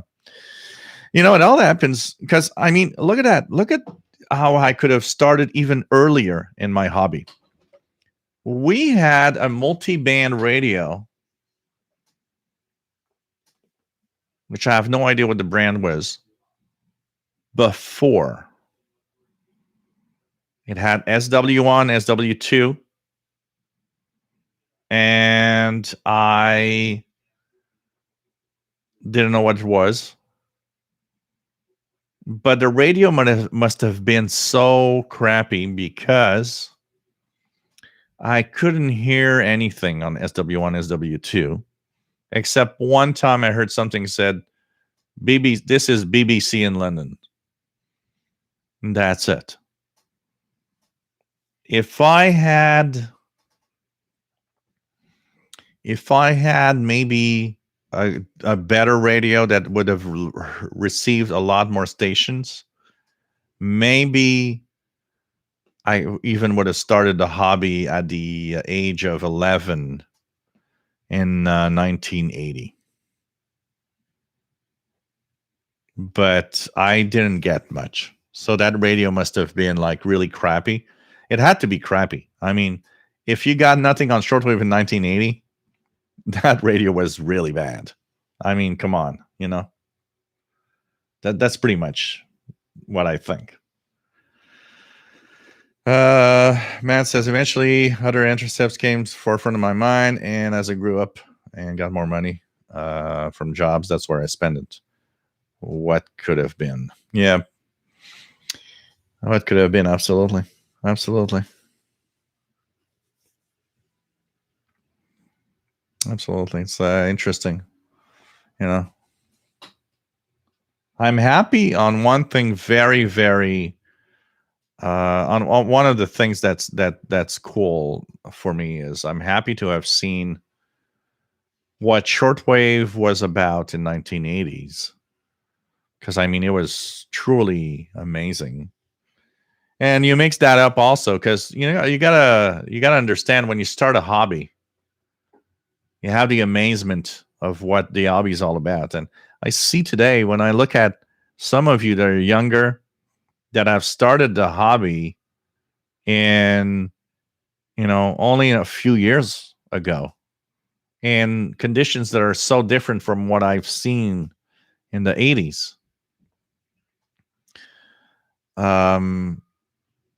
I sometimes think about, you know, yeah, you're bringing people into the hobby, but boy, it's so different.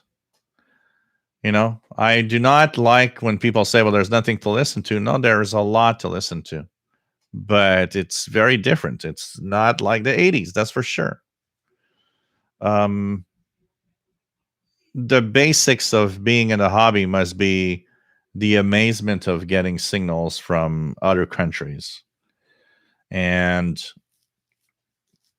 you know, the new generation, that there's maybe it's positive that they didn't see what was 1982 or the 80s and shortwave, because you can't compare.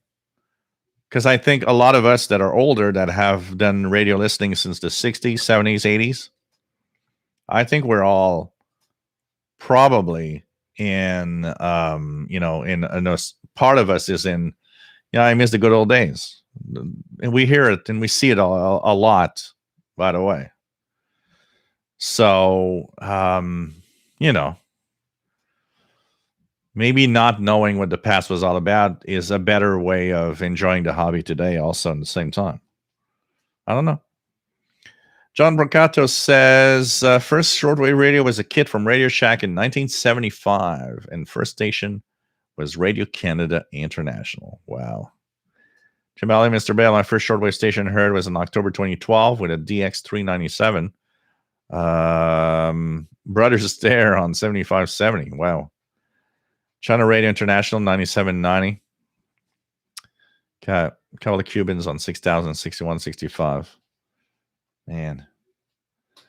M-Stack's first real communications receiver was the Lafayette HE30.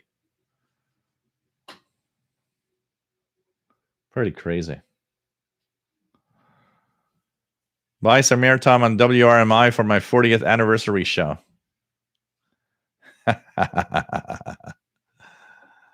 Man.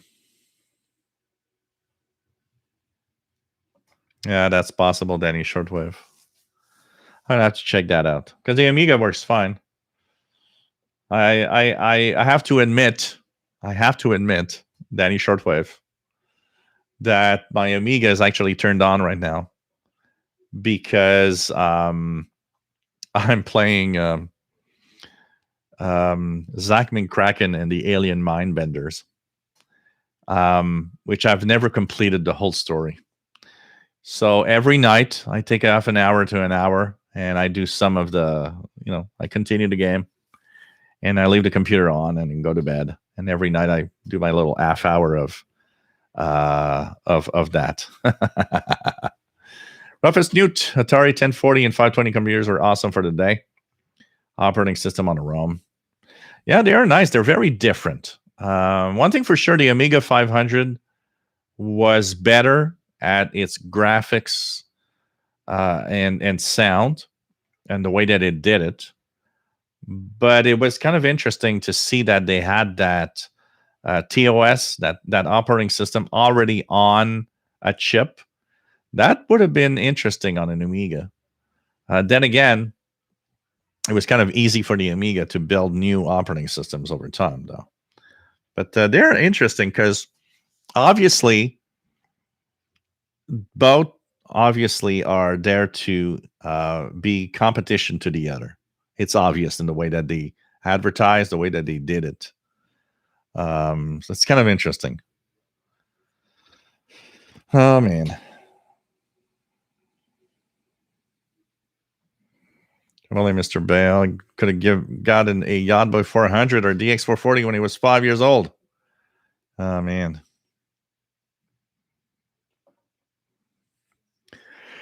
Like 2112. Oh, the station's on shortwave back then. Yes, absolutely. Absolutely. Yeah, Mike WDX. Kids today don't remember the excitement of getting a Radio Club News in their mail long before the internet. Yeah. I mean, getting QSLs and envelopes full of stuff in the mailbox. Oh, man. Yes, indeed. Yes, indeed.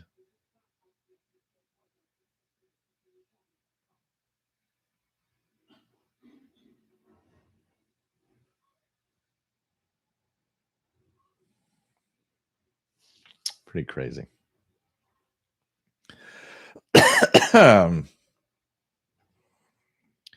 M-Stack, standby for the incoming Solar Cycle 25. Well, one thing for sure, it will be, even if it's a small cycle, at the peak of a small cycle, it's still better. It's still good.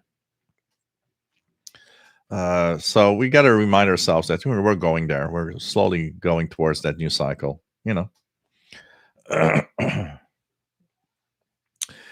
Joe Simonis says, I'm almost 70, been listening to shortwave since I was a kid. I have lots of radios. Mostly these days I use in like on my CR 8600, Alenco DXR8. Used to love Crazy Radio Moscow. I loved Radio Moscow. Radio Moscow was one of my stations, my go-to stations I would listen to all the time. Whatever you think about commies or whatever, I don't care. Radio Moscow was a go-to station back in the 80s. It wasn't all that bad, Like we talked about in the past. We talked a few weeks ago of propaganda. Voice of America is as much propaganda as Radio Moscow was. On either side. It's a question of taking what you want and ignoring what you don't want. That's all. It didn't turn me into a communist. you know. But I always found really, really funny of the countries on shortwave was always that the ones that called themselves Democratic Republic or something were all the ones that were communists. There was nothing democratic about it.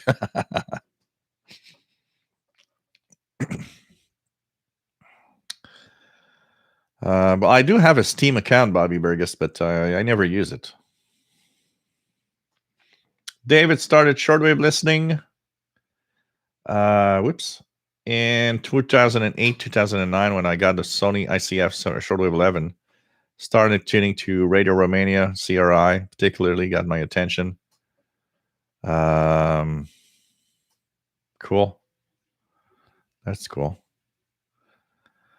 Keegan has recording of WWV, WWH, JJY, BPM on 5000 from February 1983. Wow. That is, where does that, whoops. Okay. Something just went wrong here. My chat room just crashed. That's weird. Okay, let's put it back here.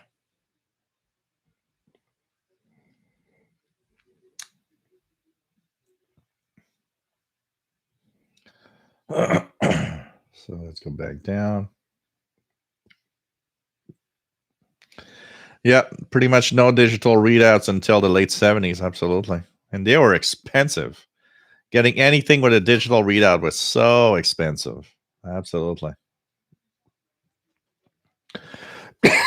Malcolm Lewis started listening to shortwave in the early 60s with the family's HMV radio here in South Wales, UK. Astonished at first listening to pilots reporting over 50 West and Gander. Audio was very good. Log 2112 was listening to Call Israel in the 90s when they were broadcasting the Scud alerts. Oh, man. Yep. John Brocato, back in the 80s, stations would send little gifts for reception reports. A t-shirt from Radio Sweden. Pocket radio from China Radio. Calendars. I remember one of the big things that it was through the 80s. I would write every single year to China Radio, well, Radio Beijing back then, because it was Radio Beijing, and ask for their wall calendars every single year. Around December, I would write to get a wall calendar. They were huge, beautiful wall calendars that you would get from Radio Beijing back then. Oh man, I remember getting pens, all sorts of little pins. Man, oh boy, there was so much stuff. There's a lot of it, unfortunately, that I lost when I moved. Honestly, Mats, I finally got up this a little over 5 years ago when someone I knew on Facebook got a Texan PL600, and I felt that old childhood desire to get into it. As an adult, it's easy to afford a receiver. Yeah, it's, that's one day. You know what? I don't remember what receiver I got. I think it was the Texan PL990X that I sat down in front, and I suddenly realized, hey, guy, you remember when you had the DX100 and absolutely no money to buy anything else? And look at all the radios you've got today. Look at how lucky you are and how you would have been so amazed to know that one day, you'll be able to afford all of that.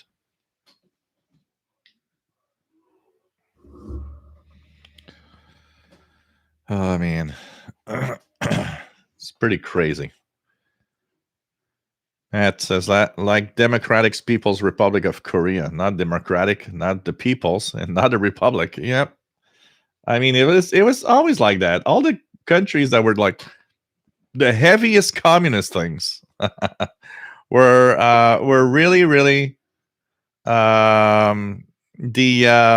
know, the heaviest communist countries in the world. Oh man.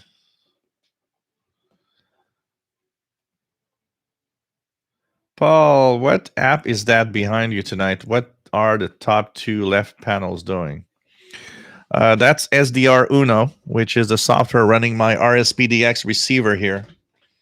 So what you have here is the main waterfall and the signals that you're hearing. On the top left, it's the main panel in which you choose the antenna input. You can start or stop the radio. You have the RF gain. You've got the possibility to expand more of the waterfall if you want. It's really the main panel for the basics of turning on the radio and choosing some of the basic functionalities.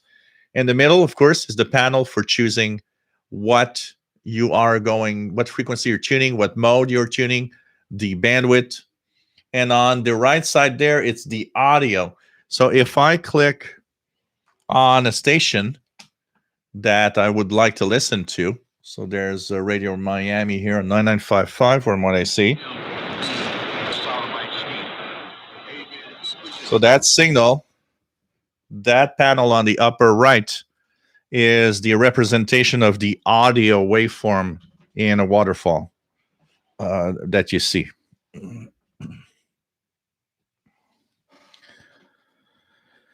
Anyone ever hear anything on UBB 76, the buzzer? I see it on WebSDR, but never hear anything. Yeah, usually it's buzzing all the time, but there are times, and if you go on YouTube, you'll find that there were some people that were lucky to hear some voice broadcasts.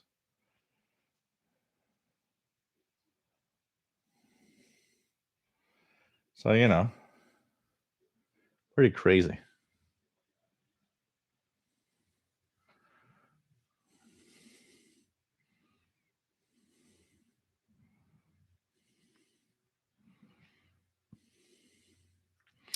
Matt says, I can only hope that if I had gotten a good receiver as a kid, that I also gotten good advice about antennas and propagation. I know as a kid that I would not have easily grasped. You know, what helped me with DDX 100 also is, even though it's basic, the few pages of the manual that explained what shortwave radio was all about definitely also helped, because I had something that was telling me what it is. So that definitely was something that kind of helped, because it was like, oh, I can hear all of that on this radio, or at least on these bands. And, you know, you don't know anything. It was my first radio. I didn't know a thing at all. So one of the things that was definitely, okay, I think we're gonna have visit. He just wants to get in. Here we go. Come on. How do you get that? Can you see? Howdy. Here we go. Mr. Paul is in the house.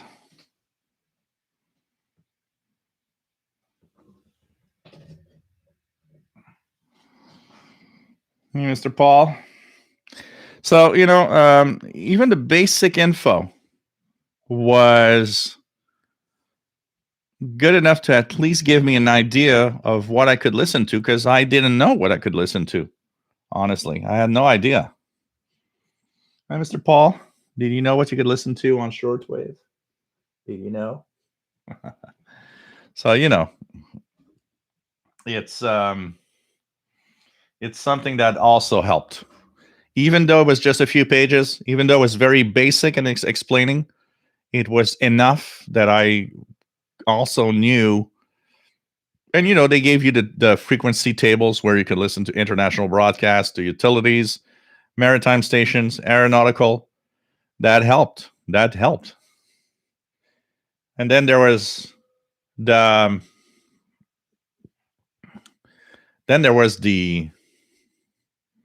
high, amazing propagation of the 80s. When I got my radio in 82, we're at the downturn of the cycle, but we're still very high in it. Signals are everywhere. And that's also something that I remember, Preface New Christmas of 78, my mom gave me a crystal receiver as a gift. Oh, man. These are things we always remember. Joe says, I got the same things from radio stations you did. It was exciting. I even got the Moscow News in the mail every month. Wow, so cool. RJ Dakota had the magazine RSA Calling. Man. Pretty cool. Matt says, good point. I mentioned that I got an old DX300 and I found a manual online and it included information about the basics of shortwave listening. That was helpful. Absolutely. It was, it wasn't a lot of pages. I don't remember how many pages the DX100 manual was. It was, 6-7 pages at most. It was, it was a small manual. But in that 7 pages, they told you what the radio was all about, how it works, the bands, what you could listen to, and what frequency ranges. It was all that you needed to know. Now it's your turn to just go ahead and tune the bands, Got some cat hair. Easy.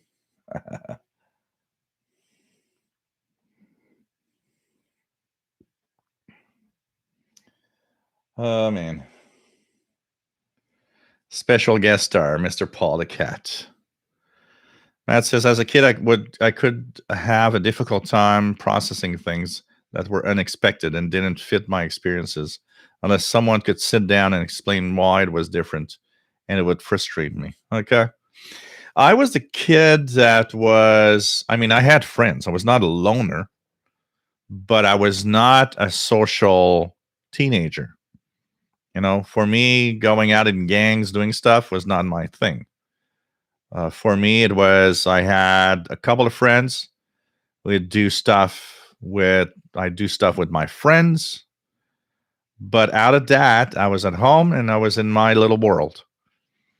And so what happened is that when I got the DX100, it was that thing in my world at home. And I had the basic info, and I think within the first hour, I was already amazed at everything I could hear. So for me, it was fantastic. I could hear the world on a little radio. I got totally hooked. That's for sure. The female is Mignon, which is French for cutie or something like that.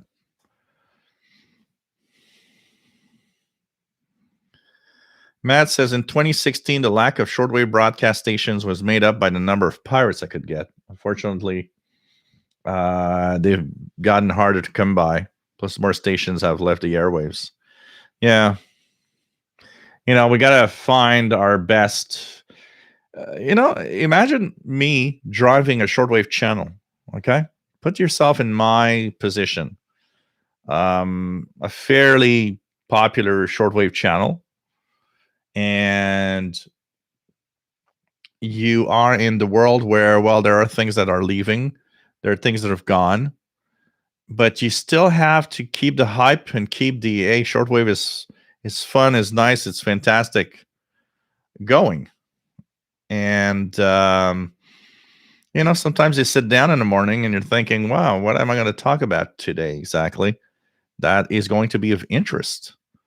And that's going to keep the hype up and the interest up in people that have radios. It's not always easy. I got to say, it's not always easy to do so.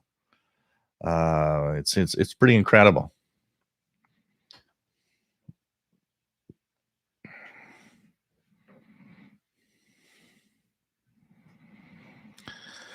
Paul is a very, very nice cat, but he does not like the stray cat, and it shows in different ways. For example, he cuddles up to me a lot more when she's here, like kind of trying to say, you're my human. Eh? I'm your cat. And he will at any time when she is too close try to bite her or give her a couple of he brings up his paws like saying, hey, I'm gonna smack you if you get too close. It's kind of funny.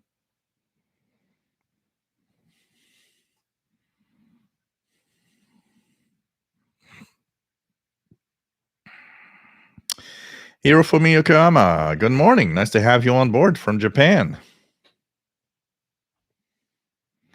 It's pretty. I saw a mobile armored command, strike command, the Discovery, one of the documentaries on the discovery of the transistor and how actually the team that discovered it, it broke them apart pretty much. It was pretty crazy. It's kind of interesting, and I mean, the transistor changed everything. That's for sure. That is for sure. So, hey guys, we've been on for 3 hours, 46 minutes. Not a bad Saturday, hey? I am going to say goodbye. I'm sorry, Hirofumi Yokoyama, for saying goodbye as you just arrived. But after 3 hours and 46, it's a lot. Hope you enjoyed today's show. We went into shortwave, listened to number stations, tuned a couple of signals, talked about space, about life. Just had a great time. Hope you enjoy the show today. And it's always fun to have everybody on board. And we're going to end, I guess, with Moscow Nights, as people are asking. Chastang. Oh no, it's the dreaded "Hey guys." You guys know it. When I say "Hey guys," it's that time when it's like, well, no, the show's gonna end. No. So stay safe, everybody. Hope that enjoy the show tonight or today, wherever you want, wherever you are. And I want you guys to take care, stay safe. And I'll be back with the regular shows on Wednesday and next Saturday. So stay safe. And yes, it's pretty crazy. We are already in the month of April. So take care, everybody. Stay safe. Love you all. It's always nice to be here. Always nice to have you guys around. Radio on.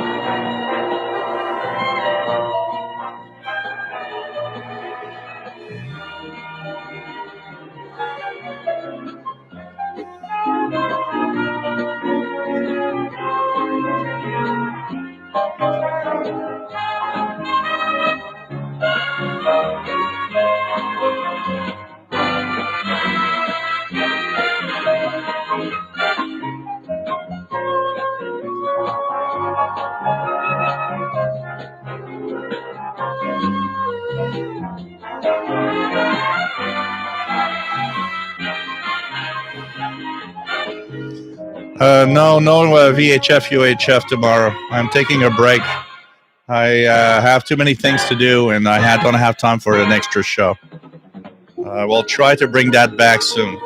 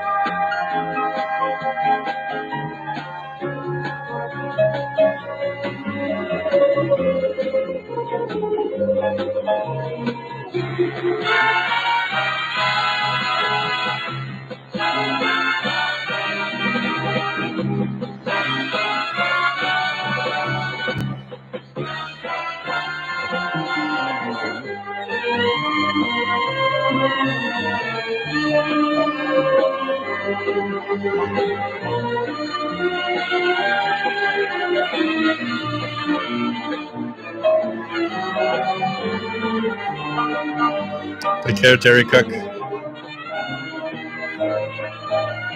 Joyous Spock. Happy Easter, everybody.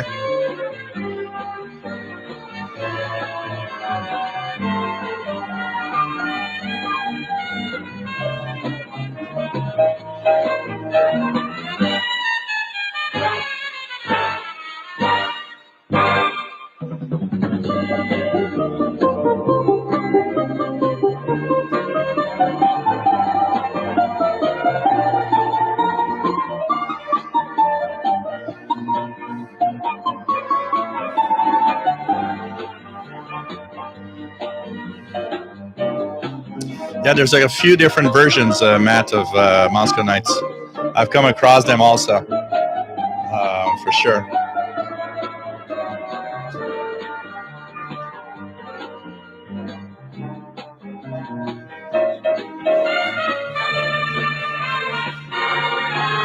Take care, everybody.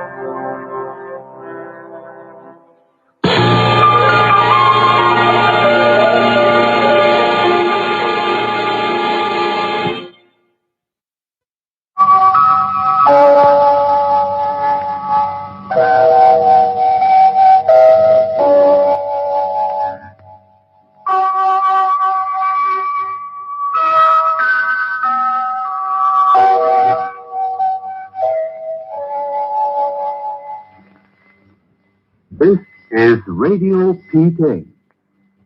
This is Radio PK.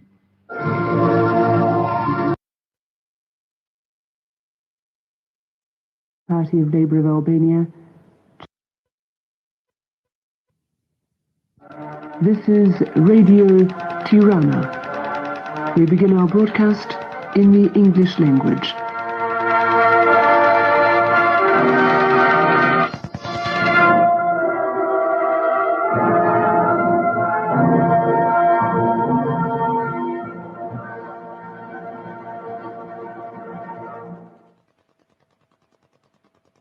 Announcement.